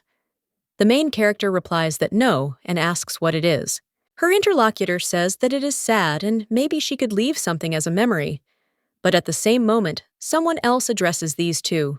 It turns out to be a prince, and the main character wonders what he is doing there. The priest immediately bows and says that he is glad to meet His Royal Highness, the Crown Prince Fuente. The man then wonders what the young lady is doing there. The blonde claims that after the blessing ceremony ended, he noticed her quickly leaving somewhere and wondered if the lady was looking for a meeting with this guy, and also in a forbidden zone for women in the temple. But the girl replies that she didn't even know about it. The lady also wonders how he could think such a thing about her, and then her interlocutor asks why she came there, and the girl says that it doesn't matter. Rosalita, you understand that she was able to fulfill her main goal, and that is to get Bip back. But this Rhodian called himself Mikhail. Even being only a disciple of the high priest, he has a very powerful spiritual force. People understand that this disciple is not so simple, and he can discern the presence of divine power in a large accumulation of ordinary human energy. So you have to be careful. As she heard before, the spiritual power on Rodea is now in decline, so you have to remember that. The lady also turns to Fuente and asks if it is possible that he has been watching her from the side all this time, so that she has never seen him. The guy answers that there is always some kind of disaster, where there is a young lady, so she needs to be watched like a hawk. Rosalita wonders if it is she who is the cause of all the misfortunes, but her interlocutor tells her to remember the fish auction house in Chelenitsa, and also the incident in Dalama, which is the capital of the Ottoman Empire. The guy also asks if the lady has now understood the act. She replies that she has not answered, and still thinks that this is just an unfortunate coincidence. Her interlocutor claims that he does not think that the lady can have any valid excuses. At this time, Bip begins to fall, after which he grabs the lady's hair. The priest at the same moment feels the divine power, and he understands that it is clear 5. He also feels spiritual power, but it is very weak. After which, the guy asks for forgiveness and claims that he deviates. The prince wonders if he has already finished what he had to do with this young lady, and his interlocutor replies that it looks like he has. The girl returned the lost thing, or rather, simply snatched it from his hands, and now he needs to find out something, and earlier, he felt the presence of divine power in the temple. Although it is weak, he feels it somewhere nearby. However, at the same moment, the main character screams to Fuente, not allowing the guy to finish his sentence. The prince then silently looks at the lady and also apologizes to the priest, but wonders what he just said, because he didn't hear it because of the screaming. But the main character screams that he shouldn't hear it, and then pushes the guy, causing him to fall. The girl at this time grabs the priest by the hand, and dragging him somewhere, she screams that she will apologize to Fuente later. While the priest turns to the lady in surprise, she only screams for him not to say anything and to run after her. A little while later, the girl is already breathing heavily and understands that it is so hard, but she doesn't even know what to do. When the prince is around, it seems like everything is going wrong, but this time, he behaved meanly. The priest at this time turns to the lady. For some reason, he's even scared. Her interlocutor claims that he thinks it's high time she told him. Rosalita asks what her interlocutor is talking about, and he replies that he is talking about the source of divine power. His Highness says how absurd this is, and understands that it is not even about her disrespect for the royal family. On the contrary, he did not want her to be overly cautious towards him because of his status. Something else worries him, and the guy thinks whether it is possible that she was able to knock him off balance, who is one of the best swordsmen of the Empire, or he is stunned that it is the first time someone treats him like that. After which the guy smiles at him and also claims that the latter seems funny, like a script of a romantic play. But even if she treats him inappropriately, it doesn't make him angry. And he didn't even have time to tell her about the play. At that very moment, someone else runs up to His Highness and screams at him. The prince asks what happened, and he asks if there was anyone there. More besides him. In the hall, he felt a high concentration of spiritual power and followed its trail. The cardinal also cries out that recently he has been very puzzled by the fact that he has not met young people with outstanding spiritual strength for a long time, but with such spiritual strength that he discovered today, one can even contact the gods. The prince then says that it is clear and thinks that he will not mention the young lady.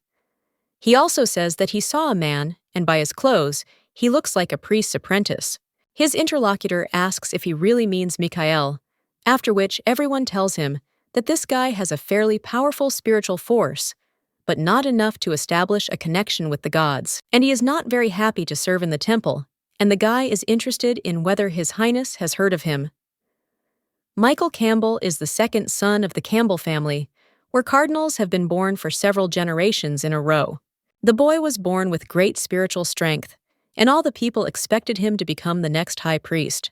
However, after the boy ran away from home because he didn't want to become a priest, his parents gave up on him. The cardinals joined forces to catch him, and then the details of how the cardinals took him to the temple 3 months after his escape became known to all the residents of Rodea. And the man claims that for this reason the item cannot belong to Mikhail, or His Highness is sure that he saw only him.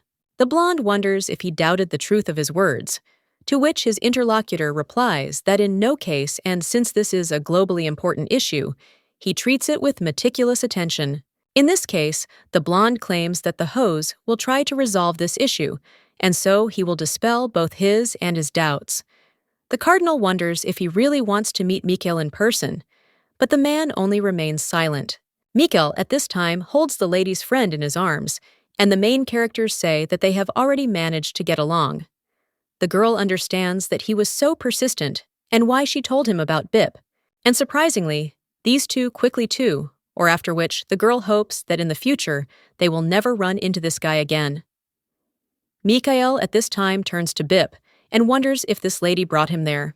The man claims that this is the first time he has seen a creature with such powerful spiritual power, and it is possible that its power exceeds that of the high priest. The main character then thinks, okay, and when her interlocutor claims that Bip is so cute, she asks if he wants to stay with him. Then the main character immediately grabs Bip and asks what kind of nonsense this is, because of course he can't. People claim that he is not his only friend, and when he saw something that didn't look like a human or an animal, didn't it bother him at all? The guy replies that he is often told that he adapts quickly, and the lady claims that she doesn't think that's the reason. Her interlocutor said that maybe it was because of his spiritual strength, because he felt complete trust in him, even though he had never seen him before, but as if he already knew him. The main character says that it is like this, and Mikhail claims that now he has become his friend, whom he wants to see as often as possible, and the guy asks if people can come with him to this temple every day. Rosalita screams that he will not appear there again. The girl also says that he has nothing to do there, and she will not take him with her anymore. But the priest claims that this is strange because he thinks that he is against it. The main character asks what this is about. Her interlocutor suggests trying to have a heart-to-heart talk with this creature, and if she needs help with this, she can turn to him because, as she sees, this creature likes him much more than her. And he will also tell her that her friend probably likes to play. Mikhail also claims that he has satisfied his curiosity, so he leaves them alone, and when they meet again, let the lady say his name and not forget about the autograph. The main character looks at him a little surprised, and then turns to Bip and offers to talk when they get home. A little while later, the main character asks her interlocutor, does she really need to say this? But he just hits her with a hammer, after which the main characters say that it's good, and she will take it seriously. The girl asks if he started this game just because he doesn't want to fight with her, and when he makes a sound, the lady sighs, and also claims that he secretly followed her, and does he know that it could end badly? If this priest had not sworn by the flames of Jupiter that he would remain silent about him, they could have had problems. The girl also wonders why he did this. After this, Bip says that with his sister, he doesn't understand something. He also remembers how the lady said that he knows that he must wait patiently for her, and he can't leave this place because he might be noticed. When he said that he wanted to go with her, the girl claimed that there were a lot of curious eyes outside, so unfortunately, she couldn't do it. Let him just wait for her quietly. She would try to return as quickly as possible. Beep claims that he knows about all the experiences of his sister and tried to sit silently as she told him. Listen, he obeys her, especially since he feels lonely, and even this one room is too big for him. And it is already difficult to hide from people's eyes, and he just wants to be happy being next to his sister. But now he feels like he is locked in Rita's dungeon again. The main character is shocked by these words, and claims that she didn't even think about it. The girl says that it really has been a month and a half since she moved into this body, but Bip never went beyond the garden, and she even had to hide him from his family, because they might not understand either. The gods are meant to enrich the earth, maintain a constant cycle of life of the living, judge everyone fairly. The task of the lady was different, and hundreds of years ago on Rita, someone screamed, "What did the man say? And does he really want to lock up Leah?" Jupiter told Titia to calm down, because there were already plenty of reasons to worry. The woman asked why worry, because it was just an ominous legend. Titia was okay, and the woman asked how everything could be okay if nothing was okay there. Jupiter told Elijah to think and make a decision. He thinks that this option is much better than the possible immersion into an eternal sleep of humanity. Titia clenched her fists and claimed that if only she had a little more strength. The main character asked what she meant and claimed that everything was fine. The girl understood that, as I said Jupiter, she just needed to be patient a little. And she has a friend who can make such a face for her, so she can hold out, and a lot depends on that. But then the girl could not even imagine that she would not be able to see the light of day for hundreds of years. A little while later, the lady was in her room, and Titia came to her. The woman asked if the girl knew what she had brought with her, and she had been waiting for this for a long time. So finally, she brought the special tea. When the woman looked at Leah, she asked in shock what had happened to her. The girl claimed that she was hungry, and the woman asked if the other god's arms and legs had really fallen off, since none of them had taken care of her in her absence. After which, the woman menacingly claimed that it was just a pile of garbage, and the main character only smiled after that. Her interlocutor asked why the lady was cheerful, and the girl answered that she was glad to see her after a long time. Rosalita understands that if Ticia were always by her side, she would be able to live as long as necessary. But after several hundred years of being in prison, she was broken under the weight of fear and loneliness, no longer able to resist them. When she first visited the city, she was so excited that she did not even think about Bip. Afterwards, she went to look for Philip and couldn't return for a long time. Now the lady is busy raising Leah, and for Bip, this place really became Rita's prison. When the girl created Bip, she promised herself that he would never be alone. Each side is born with its own individual role. All of them must maintain world order and drive out darkness. La once again remembers how Titia cried out to Jupiter, and the man told her to show a little patience, because as soon as it is proven that there is no evil intent in her divine task, they will immediately release the lady.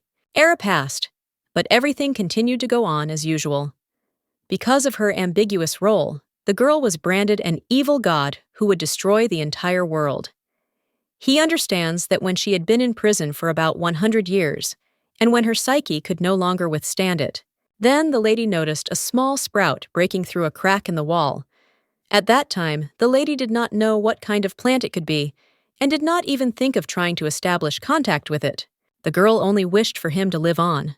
The plant, having received a little of her divine energy, straightened its leaves. But after a while, it drooped again. She couldn't just leave him to fall into eternal sleep, and she couldn't give up, because now there was at least some meaning in her existence.